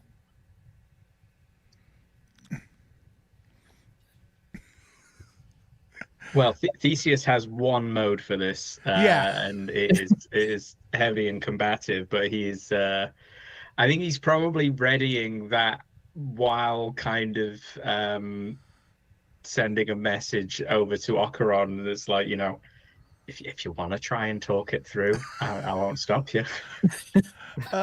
You, as you say that, I think you see like the steam around my shoulders, like which has been around Hammerhand's like shoulders, which has been like slowly increasing. I think you just watch it like catch for a second, and you've seen this happen before, where when I turn my shields all the way up to full power, that the steam will kind of get captured under this bubble of energy around it. I am going to use shields full power.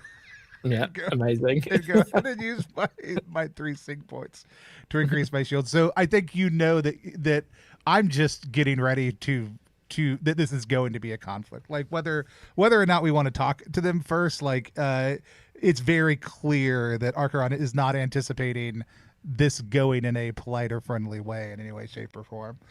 Quinn, was there anything that Daro wanted to do, or?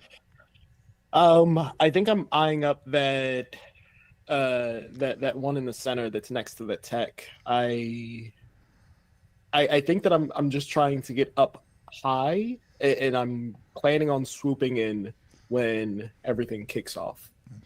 Am I correct in understanding that generally speaking, this world is made up of a lot of loose collectives of individuals with no really strong centralized governmental body that would actually be nearby and give a shit about what's happening? Yeah, so generally, like this area, like falls underneath like the governance of the Astral Union. However, because of how vast space is, and how messy things are after the war, in terms of like if you were kind of, I think what you're asking is like if you were to call the space cops. I mean, I never want to call the space cops. Nobody wants to call the space cops. But if you were to do so, it would take a while for them to get here. So in terms of solving the immediate problem, they wouldn't be able to help in terms of stopping it and stopping earthquakes tearing everything apart in the next couple of hours. My assumption is if space cops cared, they would already be here.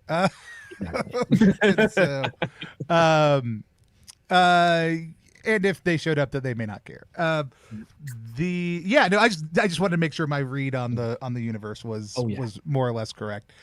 I mean, I think is this like a walled or gated compound, or are they just like they've been like this is just down in a dividend mining? So it's just in a crater. So they've not set up like kind of any perimeter or anything like that. They've kind of come in quietly, set up in the crater so they can't be seen, and are using that as kind of a bit of natural camouflage to hide their operation. But yeah, no, they've not like gated it or like kind of put in some security. So you've got the drop on them for sure. And we asked about mechs. What buildings do we see, if any? Oh, buildings. So yeah, so really kind of the main thing that is in here is you've got the crate of goods. That's kind of like ready to go. That's in a kind of like cargo hauler. That's being loaded up to kind of be shot off in space and sent off. And then you have the overseer's terminal, where this kind of encrypted message is being sent and where kind of all the evidence of this operation is being hidden and stored inside. So those are like your two kind of like buildings within the crater. Everything else is kind of operations and tunnels like leading off kind of into the mountain as they kind of gut this crater. What is how my next question is mechanical. How long is range? What does range indicate? Right. So in kind of range, we're talking. We address that in terms of it being a hex on the map. But for each hex, it's roughly 100 meters. Okay. Because when we're kind of looking at anything that's a mech scaled encounter, there is stuff for doing kind of pilot scale encounters as well, which are a bit rarer. But like kind of for your mechs, you're kind of looking at. So say your range is about like kind of 400 meters roughly. Yeah. Awesome. And then what is the overall size of this crater is the next question. Oh, it's pretty hefty. I'd say it's probably at least like a kilometer kind of like width circle, okay. Probably a bit bigger. Yeah. And a kilometer is 1,000 meters. I do know. Yeah. So much easier when it's all metric. Yeah. I mean, I think, yeah, I would. I mean, I'm down to charge in. Is everybody? Does anybody else have anything they want to do? Do you got anything, Darrow? I think that Darrow almost in like a weird way is like, war is bad and like it has done true damage to all of us, but we are also very proficient at the things that we do. So I think there's this moment of just like if I had spines, they'd be bristling. Yeah. I'm ready to strike almost. Yeah, we don't have to kill anybody. I'm just saying. I mean, like, your main objective is trying to shut down their operation. Yeah. And in the case of it means if you need to knock some heads together, that's totally fine. But yeah, no, if there's any other things you want to try, just let me know, because you may be able to get them to stop in different ways, depending what you want to do. Is there a point? Have we accidentally built the A team? Yeah. Is that what we've done here? We may have. I would love to. Is there a place on the ridge around the crater where we can get within about 300 meters of the command station without having to descend into it, or is that pretty in the middle? It's pretty in the middle. So what I would say is I'd allow you to try and before we kind of kick off into combat, do some kind of mech reflex checks to see if you can basically sneak down whilst they're distracted, kind of mining amidst kind of all of this kind of smoke and dust, and see if you can get a bit closer. So see if you can kind of then make a dash for the command center. Yeah, there's one of us who might be good at that and think through that. I mean, I think I'm going to, if unless somebody has a thing they want to do first, we're gonna see Ochre and Hammerhand just confidently slide down the side of this thing and start making my way towards the command building, not running at a pace that is just like a we're here and you're gonna have to deal with it type rate. Amazing. Excellent. I think if we were to do like the flashback season, then this would be where Darrow would be like, cool, so I need all of you to essentially distract them so that I can go, and like you're already gone. But I think we're already in the same mindset of like, cool, there goes the distraction. Yeah. I tell you what, distraction is what we do best. I'll tell you what, Okron, can you roll a mech presence check for me? Because I want to kind of see how much attention you actually draw if we're kind of setting up for Darrow to try and the dash good news in. is here any answer is great. Yeah. I have one success. One success, yeah. So you kind of slide down and slam kind of into the crater and send up kind of like this plume of kind of red dust, and kind of a load of the mechs all kind of turn towards you as you slowly and very calmly stride out of this cloud of kind of red dust and just start making your way towards the center. You see a lot of these mechs, the sound of drills stop, they start to bristle and are kind of looking like they're preparing for a fight. So I'm going to say they're very much distracted. So we're going to jump into combat now. And we're going to jump in on our weight order again, in terms of how this works. And good old Darrow, you are still the lightest and fastest mech here. So you are going to be going first. Then it is going to be these little drill miners are going to be going next, because they're quite fast. Then it's going to be the Overseer, then you, Ocaron, and then Theseus. I need you to roll a reflex check for me because you and the Blast Technician as heavy mechs are tied on your reflex. So we're going to roll off against one another and see who is quicker kind of on this drop. Okay. What's his reflex? He has 2. No, I got a 2 and a 2. That seems about right. I'm going to say I got a 3 and a 1. So you got with my 1 cancelling out, I'm going to say you win that one. So you're going to go above the Blast Technician. So Darrow, with Ocaron's kind of very cool distraction, as he's kind of like striding towards and having everyone's attention, I'm going to say what surprise action you want to try. throw in an extra d6 into your pool. So what does Darrow want to do?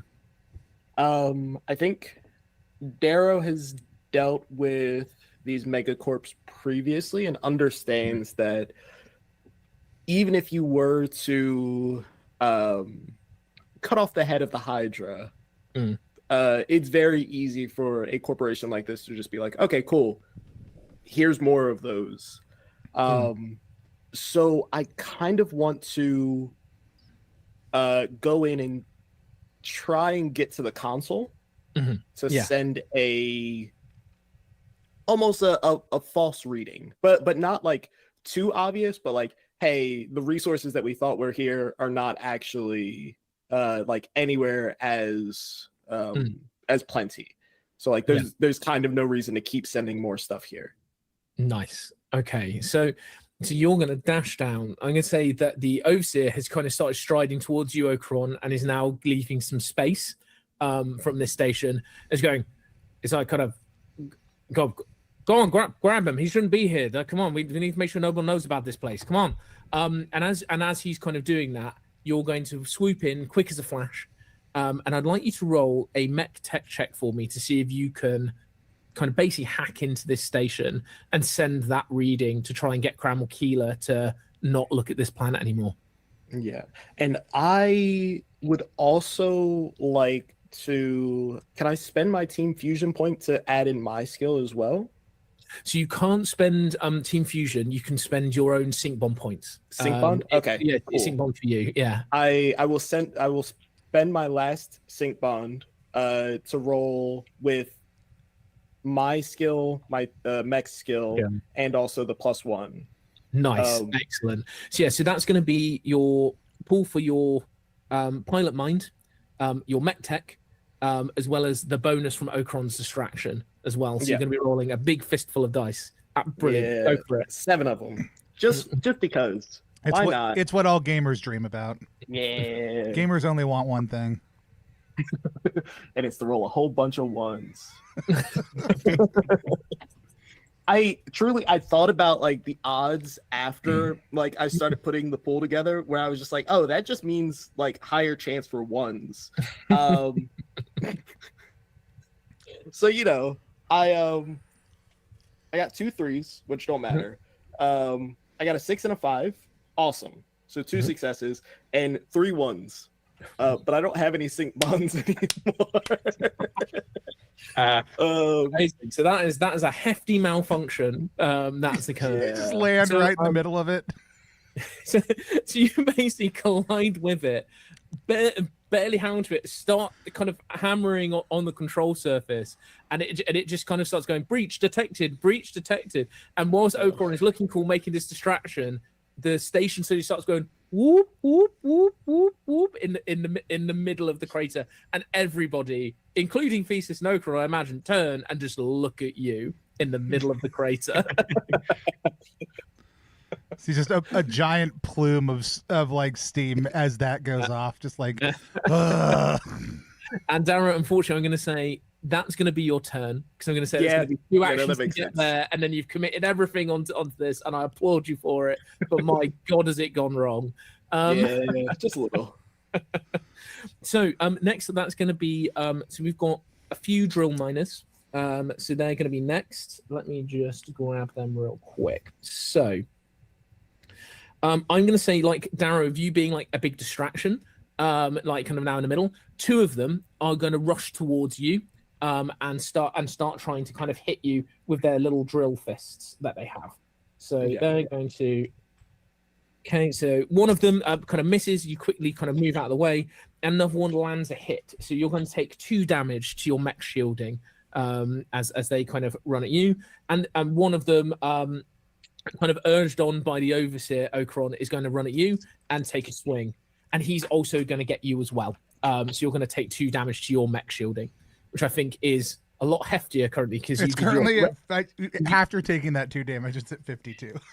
Yeah. So to explain what Okron did before, there with the kind of full shields up, that was what we call a heroic action, where you can spend a larger amount of sync points to trigger special abilities that give you certain boosts. So knowing that danger was on the way, Okeron's specialty was the shield ability, which allows them to boost their mech shielding for jumping into danger, which you are all very much in. Amazing. So that is all of the drill miners.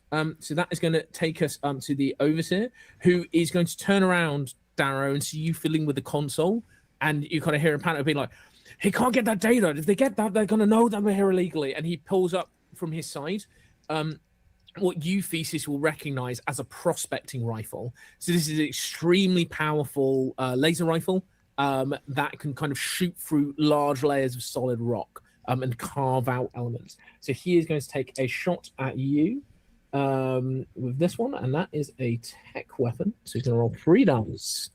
And he unfortunately gets you. So you're going to take 4 damage to your mech shielding, Darrow.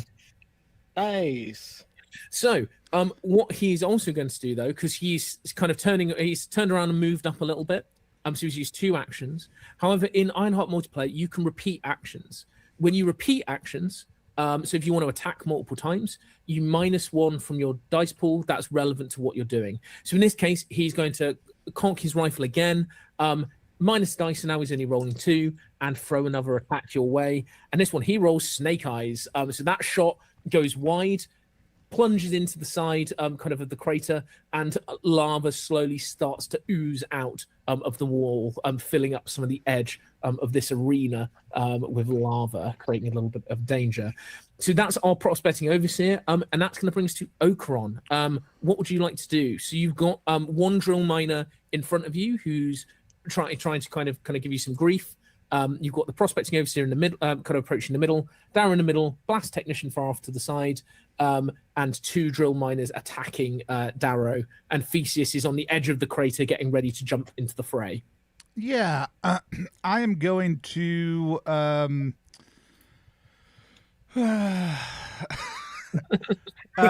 what is the size difference between a light and a medium mech, just out of curiosity?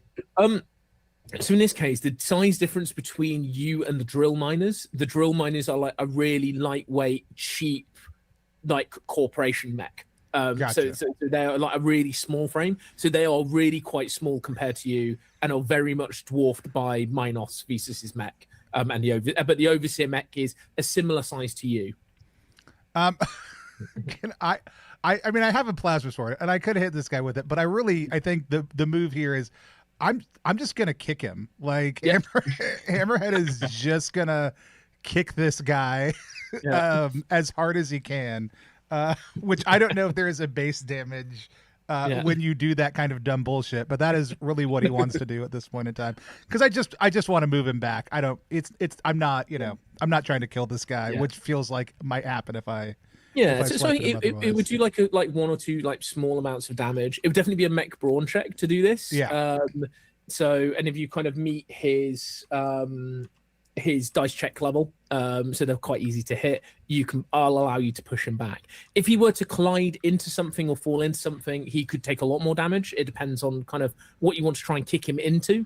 If you kick him into lava, he's going to be in real trouble. Yeah. And then the other question is, Adam, what's your mech's name again? One more time, or your character's name again? Theseus and Minos. Is Theseus and Minos adjacent to me hex-wise? I'd say so, because you've like slid down. I'd say Theseus I'm at the bottom of a hill. He's at the top, but I think from a side-to-side tactic standpoint, cool. It changes my bronze roll. So. Mm-hmm. So that is it's a 4, a 5, and a 6 to kick this guy. With 3 successes, like, you only needed 1 to hit him. What I'm gonna say is you kick him so hard. He just tiny little mech just goes flying back and slams into the mineral cart that's loading up with stuff. Leaves a massive crumple bit in the side. Minerals start spilling out, and they spill over this mech and bury him in precious gems. He can't move. So you've taken out 1 of the drill miners, because that is a hefty success. I like the idea. You're trying not to kill them, but you're wanting to get them out the way. Yeah, I don't really want to kill these guys, but then I'm going to move forward a hex. Wait, I'm going to move forward, and range is 3. So is that 3 hexes, up to 3 hexes?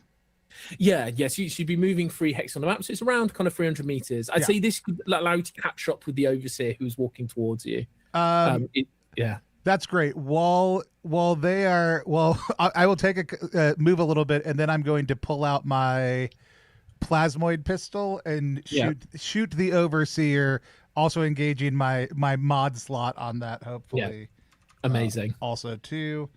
And that is going to be for ranged. Is that going to be reflex? Yes. So that'll be mech reflex for ranged. So that is 2 4s. 2 4s. So 2 successes. Yep. So that's just enough to get the overseer. Can you remind me what damage that does? So that is going to do 3 damage this turn. It does more if I do more attacks. Amazing. But it's going to stun my enemy on a successful attack. On its next turn, the target loses 1 available action. Okay, so I'm just going to go -1. Wonderful, yeah.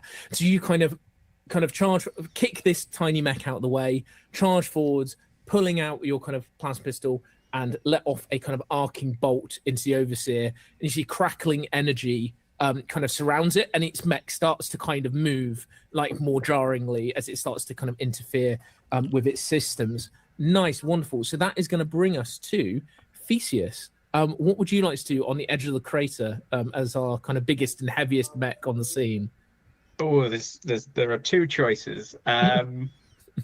Is there a concentration of these enemies that you would say are next to each other or close to each other? Yeah, so there are 2 drill miner mechs currently that are around Darrow.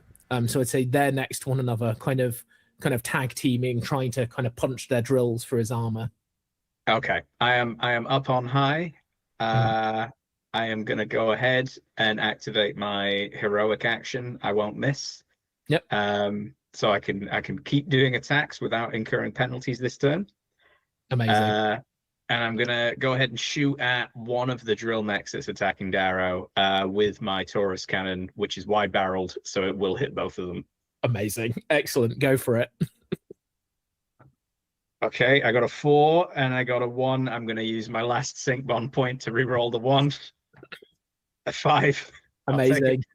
Yep, so that blasts, and you kind of have this thing, the kind of massive cannon kind of comes up, you fire, and you see it kind of split as it reaches the target and kind of strikes into both drill mechs. How much damage does that do? Just to remind me. 5 to the first one, 4 to the second.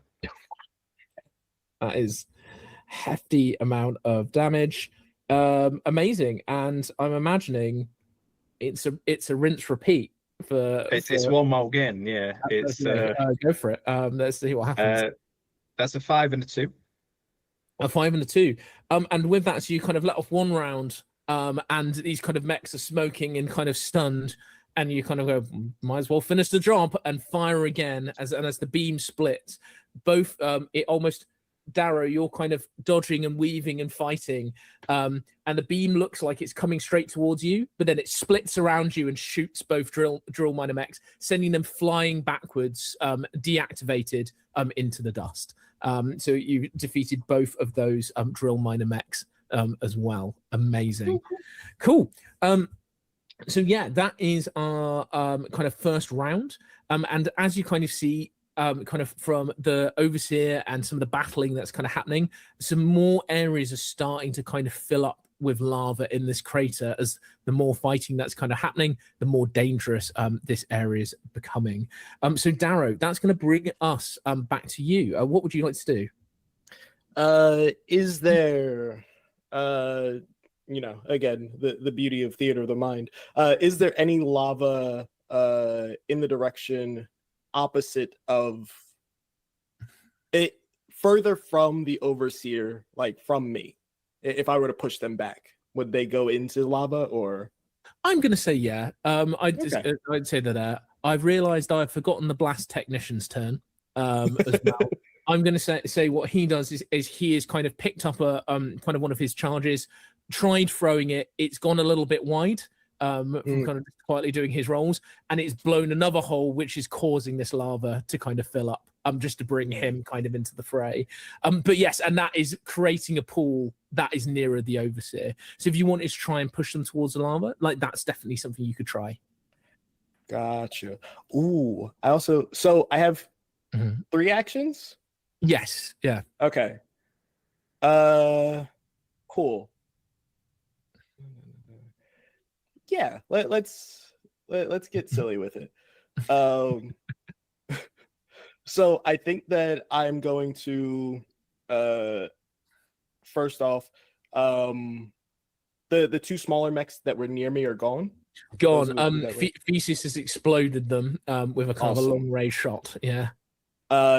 So I'm going to look at the overseer and I don't know how the visual would look, but I'm going to use my skill laser targeting. Yeah. I can use 1 action to mark an enemy target within 3 range. Allies have +1 to their ranged attack rolls on this target. This effect lasts until the target moves. So is that physical moving or action, like their turn?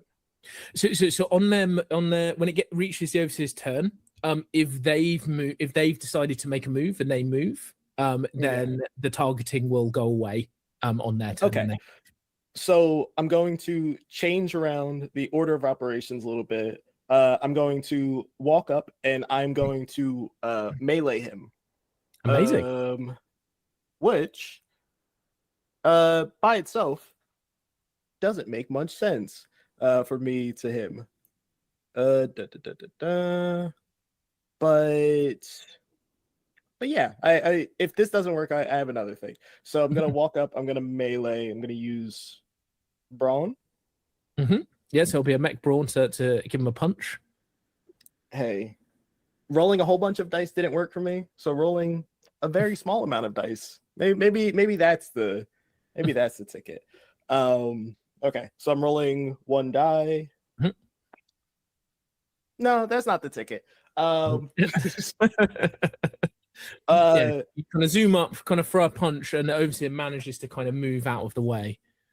Yeah, I think I'm going to then use my auxiliary system and use my kinesis module. Yeah. So I can make a contested check against the target, my tech versus their brawn. If I succeed, then I can move the target 1 range in any direction. Amazing. So what that means is that you're going to roll your tech for your auxiliary system, and I'm going to gather his brawn, which he's not amazingly strong. Okay. And we can see whether you can push him back into some lava, which I know is going to be very, very bad for him. That'd be good. Well, that is 1 success. He has rolled a 2 and a 3. So you have succeeded. So you push him back, and his feet touch the lava, and he immediately takes 8 mech shielding damage as the base of his mech's feet begin to melt. This mech is in a very, very bad way. He is kind of on his last legs, quite literally, if they keep melting into the lava. Amazing. But yeah, so that is your turn, Darrow. Is that 2 actions? Oh no, melee attack and I didn't do the laser. She would have moved. She's the move run up to him, punch, try to punch him, and then kind of gone mind powers. And then push him back into bed because the fist didn't work. That was the solution. So that'd be free. But yes, no, great turn. So we're gonna have our prospecting overseer. He is going to take a hop out of the lava because he's got to use a move. If he stays in there, he'll take more damage. I'm going to say angry and kind of quite afraid now. He is going to take a wild swing at you with a kind of heavy power fist, kind of Darrow. And he rolls 2 2s and he misses. Like he kind of loses his footing as his foot melts a little bit more and he kind of like stumbles forwards. And because of the stun effects from Ocaron, that's his turn. He's lost turns because the plasma pistol was shot. And that brings us actually to Ocaron. What would you like to do, Ocaron? I was really excited to step in and take some damage there until he just missed wildly. I am going to pull out my plasma shield, move towards the overseer, and then bring it down. On the body where it's not going to hurt the pilot, but is not going to feel good for the mech. Because I moved into range, it's going to get +3 damage if it's successful. Amazing. And that would also put me and Daro next to each other, which means I'll get an extra 1 to my brawn, which means I had 3 successes. Ooh, amazing. So you rush in, bring your shield down, kind of cleave through part of the body, and they kind of stumble backwards trying to kind of get away, and this mech puts one of its legs straight back into the lava, its foot melting, and it kind of teeters and totters and collapses down to the ground, kind of non-operational. So you've taken the overseer kind of out of commission, and you kind of hear a crackling voice on the kind of mech's communicator just going like, I surrender, guys. I surrender. We'll pack up. We're getting out of here. I mean, look, this place is unstable as hell anyway. As you just see, like the lava is kind of filling up. Everybody like I don't think any of us want to be here anymore. We'll stop. Okay. And you kind of just see Theseus. I imagine you kind of turning your Taurus cannon with its laser onto the blast technician, who just drops his satchel charges and puts his mech's hands up. Like, it's okay. We're done. Like, we definitely are not going to win this. And they surrender. I'll go ahead and activate my rallying banner anyways, just because it looks cool when I do it. Amazing. Yes, you can deploy your banner and all kind of give a cheer for defeating the enemy that is capitalism. So you have kind of defeated these mechs. They're surrendering. The blast technician kind of dropping its weapons is kind of starting to scurry up kind of out of the crater. What do you want to do with this overseer mech? So it can't walk at the moment. It's melted one of its feet off. It's kind of like crawling through the ground, and they've surrendered. But it looks like this mining operation is fully toast. Like, I mean, I will let this guy into the carrier capacity. Like, I will let him out and leave his mech behind, unfortunately for him. But I will offer him a spot in the mech so he doesn't die. Amazing, yeah. So he pops out of the mech and kind of jumps into the compartment, kind of hands up, and kind of enters your citizen's arrest. As it were, inside the mech compartment. Is there anything else you'd like to do in the crater before you leave this operation? Can we take the machine with the data on it? You can try. It's pretty heavy. So you can give it a whirl if you would like. I mean, so am I. I was going to say, would you like to roll a mech brawn check to see if you can heave fundamentally this mega corporation black box out of the crater for me? Let's go for it. I'm gonna re-roll that one, so I don't know what that was. Okay, I got a 6, a 5, and a 1, and a 3. So I will take 1 success. Yeah, I was saying that with a 6 there though, you slowly but surely, the lava kind of pouring in, you just managed to drag it to the edge of the crater. You kind of see that the lava, it kind of fills up this area. The kind of pressure of the mountain kind of relieving itself, claiming this illegal mining site, and the tremors slowly begin to stop. So yeah, you've defeated the kind of miners, and you're on the edge of this crater. A prisoner trapped inside kind of Ocaron's mech, and this company black box dragged to safety. So yeah, what would you like to do? Would you just like to take all of this back to town? What do you think your next action is going to be? I mean, yeah, it seems like that seems to be the most reasonable thing to do. We certainly don't have any actual authority here, so yeah. So I think Darrow, I'd say you'd be able to, like, now out of danger, are able to kind of extract like the memory of this kind of big heavy machine and carry it down. Your kind of overseer prisoner in tow. And you land back in Greenhold, where you deliver not only the evidence of the kind of company's wrongdoing, but a kind of prisoner who is actually willing to kind of testify.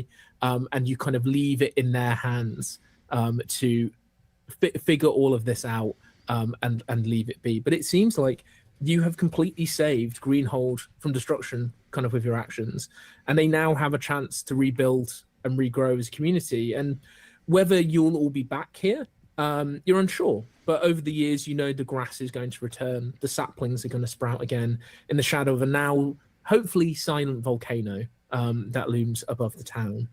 And as for all of you, your journeys are going to continue across the stars, and what adventures you may find whilst you're traveling, well, that's for you to find out. And that's where we're going to end our session today. Are there any last passing thoughts from our pilots and their mechs as you kind of bring justice to the town of Greenhold? I'm getting too old for this. Steam. Yeah. Oh man, Love it. Excellent. Oh. Awesome. I would love to break the fourth wall for a second, and say that every single time that Darrow made a check where it was exclusively just Darrow and Screecher there, absolutely nailed it.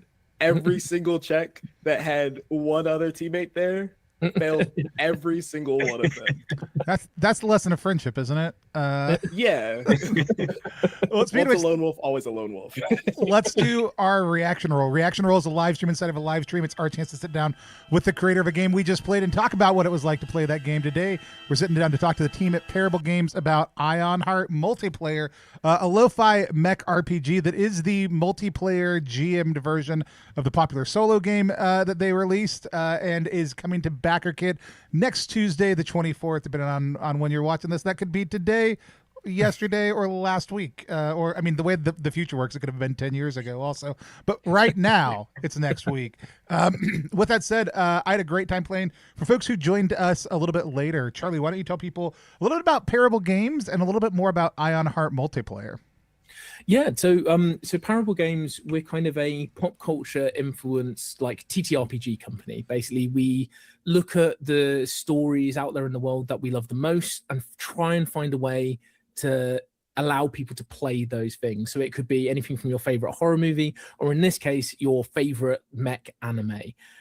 So Ironheart Multiplayer, it's a game where you control a pilot and a mech kind of as a pair, team up with other people kind of across the galaxy after a catastrophic war that's rocked the galaxy, and you're traveling around solving problems and trying to find a kind of new peace for yourselves and your friends. So it's not always about fighting. Sometimes it's about kind of talking and kind of calming things down, kind of having a nice campsite, a kind of chat with your friends. But sometimes your mechs also do need to punch a giant monster with their big robot fists, because that is also good and fun as well. And that's kind of, Ironheart Multiplayer. Awesome. I had a blast playing. Let's meet everybody else and talk to them about what their experiences were like. Quinn, why don't you go first? Tell people who you are, what you do, and what it was like to play Ironheart. Yeah. Hey, hi, howdy, y'all. I'm Quinn Blackwell. I work with Plus One as the production pal. I write and I design. And truly, you can also find me on Blue Sky at Quinn Blackwell. But I had so much fun. I'm very used to playing things that are very like horror focused, or very like narratively dark and grim. But being able to like take a step out from that space every once in a while is always a breath of fresh air. And this feels good because like it still scratches like a lot of the itches that I like. Like being able to have that melancholy, being able to have those like more sad and somber moments that butt up real nice against the more like action oriented like action like turns of it. It feels good. And also it reminds me a lot of Titanfall, which is nothing but shining stars. Oh yeah, that's a definite inspiration for that pilot mech relationship. We're big fans, especially Titanfall 2. Like that was a big one for me. Yeah. Quinn, do you have any questions you wanted to ask? Ooh, interesting. I think that it is very easy, speaking from experience, to design something and show like the worst of people. What, like, if you're privy, like the bits and pieces of like, no, we're going to make this like a chill lo-fi experience as opposed to, hey, we're making war mechs, y'all. Yeah. Yeah, no, it was a big thing for Ben in particular with the setting of being that both me and him and loads of people on the team love mech anime, and general mech stories in general. But there is a general theme in story structure there that it's always about war. It's always very depressing.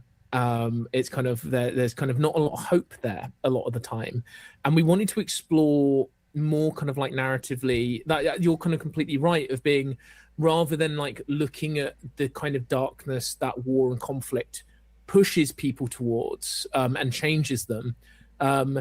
It's kind of almost, we're looking at the flip side of that after that conflict, after you've kind of won the day, how do you heal from that and become something more? How do you become a active participant in a world that's trying to heal, but also protect that peace? And I think there was definitely a moment in the playthrough that was like, I think really interesting with Darrow in particular, of being like, war is bad and I don't like fighting, but in this case it feels right for us to do so. And it's about that kind of feeling of being, how do we protect that peace? And I think kind of more now than ever, like thematically, it's knowing that kind of when the peaceful calm hand is necessary, and like actually knowing when to kind of fight what you believe for and fight for kind of that peace to be maintained is really important. And thematically, that's what Ironheart's kind of all about. So yeah. Nice. I love it. Adam, I know you're on the team, but you got a chance to, you said, oh man, pardon me. You were mentioning you have not had a chance to actually like really dig into multiplayer yet as a player. What was it like for you?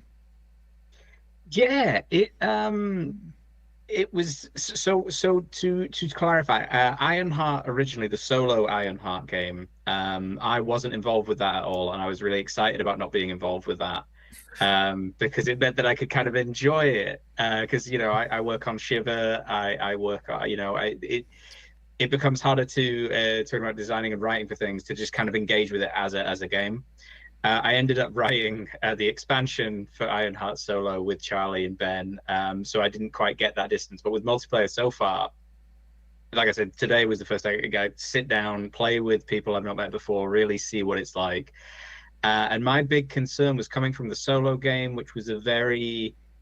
it's set 70 years in the future, and everything's a bit more stable. And, you know, we have adventures where the entire adventure is you go fishing.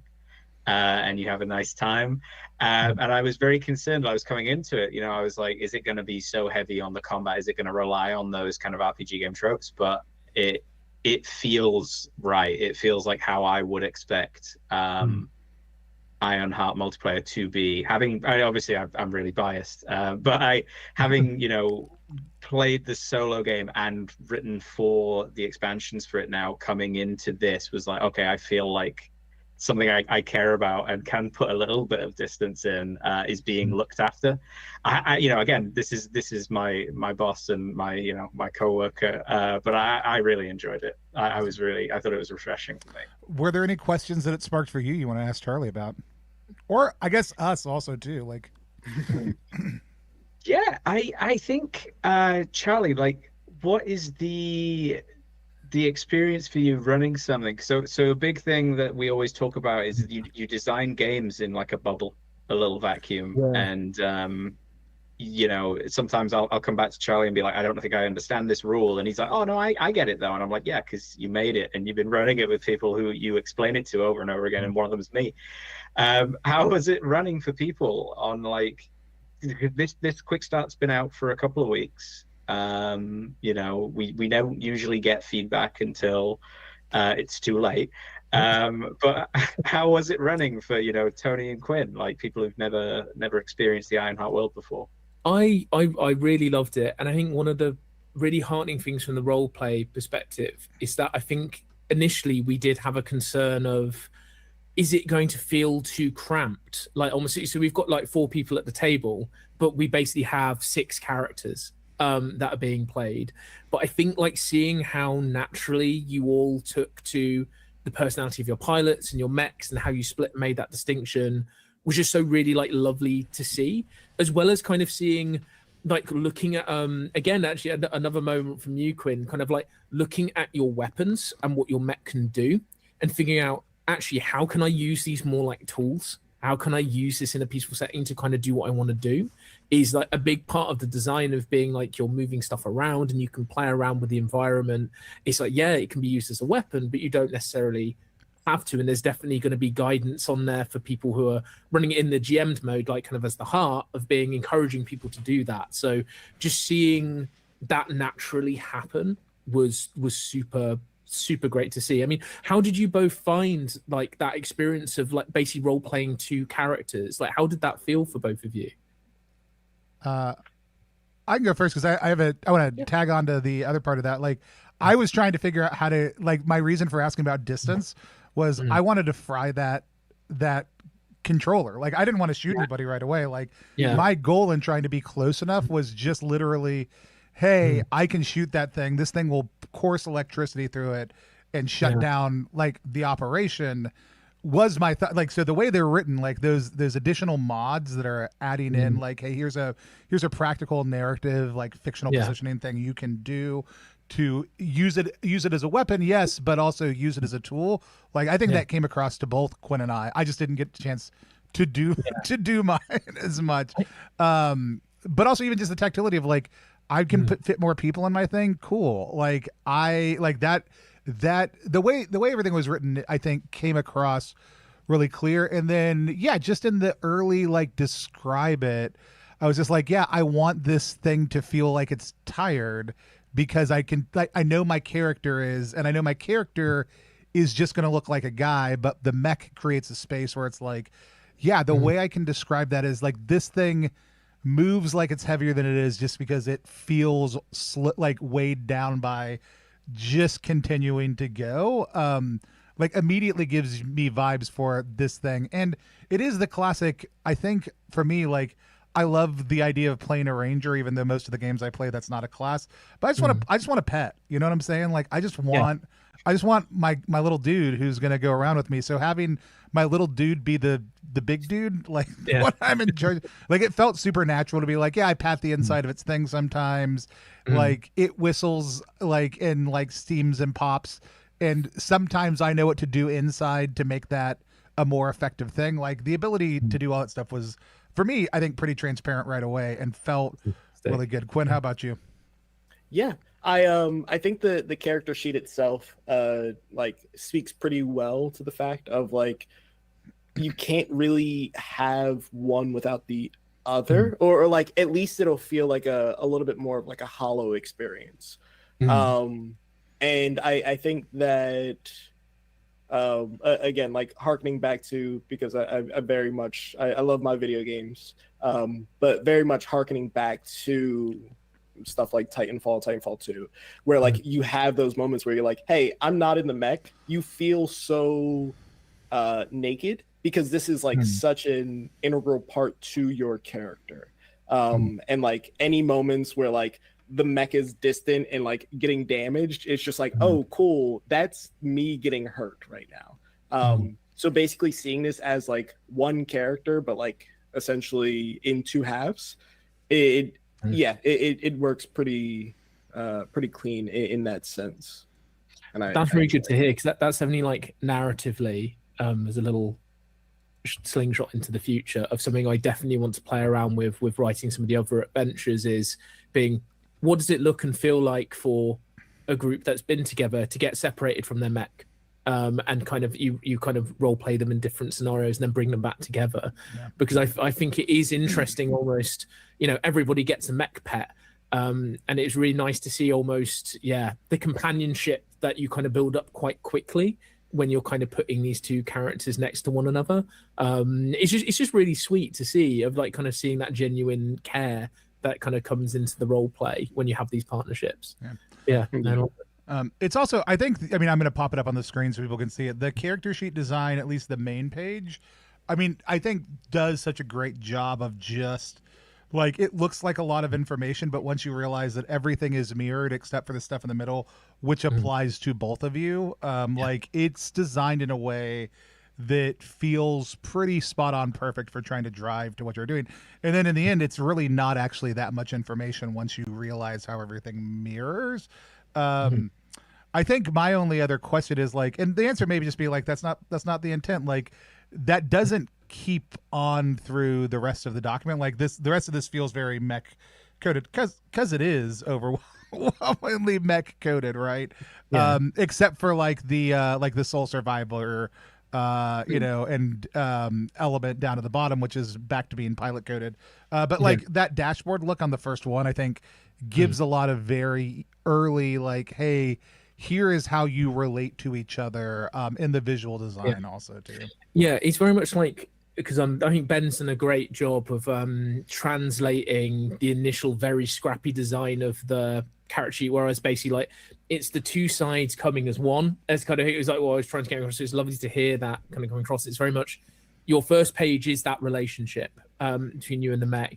Then your second is very much the fun that can, because we don't want to kind of deny people that with the kind of mech stuff. As like we thought the best system for that is in your equipment. So with your weapons, like having that ranged orcs and melee weapon kind of slots that you have, that you can then add mods to and modify, you start to get these really funky and fun combinations where if you then go out into an encounter, you find it hard and you have to retreat, you can go to a mech workshop and like kind of reshuffle like kind of what you all have and like try and figure out tactics together as a team to figure stuff out. So it kind of can scratch that tactical itch. I mean, for me, from a design perspective, for video games, so I'll be speaking your language here, Quinn. Have you played Into the Breach at all? Yeah. And so that was a massive inspiration for me of this idea of kind of looking at loadouts, how they synergize together, but also movement, like kinetic movement of, I love in kind of mech stuff, the heaviness of everything and the impact that everything has. So moving stuff around the board, putting people closer together to like kind of protect one another. This kind of element of kind of like kinesis. So you're not just running up and doing your attacks and that's all you do. Everything you do has that like kind of consequence and impact that shifts stuff around and keeps that encounter system like kind of moving and kind of very tactile in what it's doing. So yeah, so you're very much right, that kind of page, the kind of last two pages are very much what your mech is and what it can do and kind of how you can play around with that. But we've wanted to keep it very accessible, of that it's almost like you're picking up like little Lego bricks of different colors and slotting them together. So if you put a red and a red brick together, something cool happens. If you put a red and a green brick together, something even cooler might happen. So wanting to give that versatility, but also simplicity, like in the mech design, so people don't get overwhelmed, but there's still that layer for people who are mech sci-fi fans to dig into as well. Yeah, I mean, I'm immediately like, oh, there's chassis mods. I want a chassis. What is a chassis mod? Do you like? I want to get in there and like mess around with my guy and see what evolves over time. So it's super compelling, super approachable. Like, I mean, I had a blast. If people can't tell, you know, I've got to play Shiver. I love Don't Play This Game, which got a shout out in the chat. The Aurora RPG Club, Retrofit in the chat called it out. They bought Don't Play This Game. They plan to do it solo across their club and then do it using the pass it on mechanics to send it to the next club member so they can share the curse through everybody and see what's happening over time. So spectacular. I love it. If you haven't checked out Don't Play This Game, go check it out. But yeah, it was super enjoyable. There is a critique that Wander Home regularly gets as one of the ones that kind of really broke the cozy RPG vibes out into like a big thing of like, well, there is this war that had happened and it is a big thing, but then we don't do violence in it. And there are people who are like, that's a real struggling point for it. I'm like, then don't play the game. But there's also really interesting ways to do that. That also assumes that the only type of violence there is physical and a lot of other interesting things about Wander Home. What y'all have done is really just say, hey, we want to drive forward the cozy home. The war has happened. Violence is still a thing. but you're going to have feelings about interacting that violence. Like my character as a like reflective escape, my goal is escape my past, my trauma is a soul survivor. Like I'm a rescuer, right? Like that is I am designed to help people get out of bad situations. Going into fighting being like, yeah, I'm ready for this fight, and then just being like, yeah, this little dude running around my feet, I don't want to slice him with my laser sword because I don't need to kill this guy. Like it feels way better to just be like, yeah, just kick him him really hard to get him away from me. Is that super important to us as well in terms of how you progress? Because it's something we've not really talked about yet. But we'll kind of be in the game, we'll talk about a lot more, is as you're building up those team fusion points and you progress, how you level up, all of those decisions matter. So progression, our plan for it is that it's a split system depending on your decisions that you're basically making. Like, are you choosing a more peaceful diplomatic path? Or are you kind of soldiering on and basically retreading the kind of world that you've always known and kind of been trained from the Emergence War? And we stress it really hard of that, like, neither path is wrong. Like, is the thing that's like neither is worse than the other, of that sometimes situations call for different things. How it interacts with your character's past may trigger a point for you where you may be more heavy-handed than you are peaceful, and neither is wrong, but it will change how you develop and how your mech's emerging personality that's bonded to your pilot begins to develop as well, and how you grow. So it, all of those decisions and kind of the things that you're thinking about in terms of like, do I kill this guy? Do I not? Like, how violent am I? Do I try and scare people away? Do I negotiate? Do I just smash the hell out of these guys because they're evil as hell? Like, it's kind of all of those decisions matter, because when it comes to filling up that team fusion meter and you'd be like, we want to bank a level up. Next time you will sit around the campfire together, me as the heart will sit down and basically be asking questions about, so how do you think you handled that? Like that arc, like how do you think that all went? Like, kind of, why did you do this way? And get you to reflect on it, and that determines what path the heart decides you're heading down.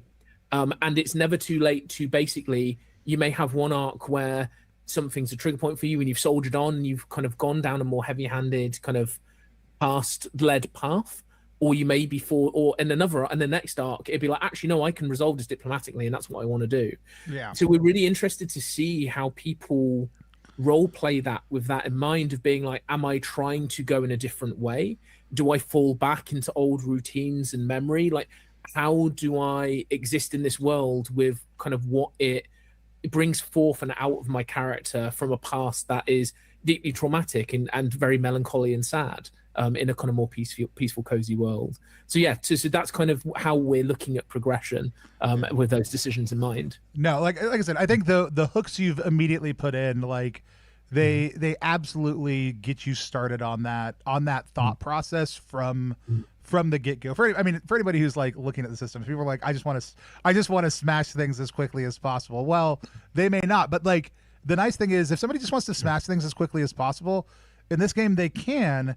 And then there is going to be that reflection process of like, why did you? Like, to your point of it not being like, it's not disincentivized. It's just giving you what you need to try to make those types of decisions. And whether those are player or character driven decisions to start, like they're going to put you in a place to have that deeper conversation. I'm never, cool. we never want to tell people like, you can't use your war robot mech to fight and smash things. All I want to do is, after you fought and smashed things, I want to ask, why did you fight and smash things? That's all it is. That's all we want to know, is why do it? Why do that way? And ask the question. No, I think my question is, and this is to dive into it a little bit deeper, into the world a little bit. The mechs are described as I can't remember if it's not quite sentient. Is that the word that at least someone used in describing it? Semi-sentient. Yeah, is kind of how I would describe them. Yeah.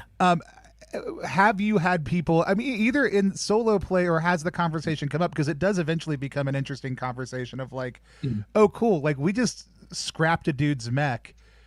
Did we killed a semi-sentient thing as part of that process? Mech death, can mechs feel pain? Like, kind of all these questions. Like, we've been around the houses, like talking about it a lot, of like how it actually works kind of in the lore. And it's kind of, where we are right now, kind of in this point in the Ironheart world timeline, it's kind of, you're looking at like the immediate years, like after the Emergence War, that was about 10 years. And that's kind of where Iron Cores came from, is just before that war, kind of like in the early years of it. So any mechs that have been built, they're kind of their artificial intelligence, that they're kind of thing that's learning and growing alongside the pilot that they're bonded to, is kind of almost in its infancy. Like, it's still growing and learning. By the time you get to Ironheart Solo, you're 70, 80 years in the future, potentially, even a century. And if those mechs have been handed down from relative to relative, the Iron Core has been transferred into another shell, and bonded with different pilots over time, it's kind of this idea of this consciousness that's artificial, that through its relationship with different people and whether it's ancestral or through friendship or just through being pulled out of the garbage heap and being rebuilt, they grow further and further and become increasingly sentient, have increasingly different personalities. I mean, there's a lot more in Ironheart Solar about being, what happens if your pilot and your mech disagree? Because at that point in the timeline, for where Iron Cores are, there's more room for that.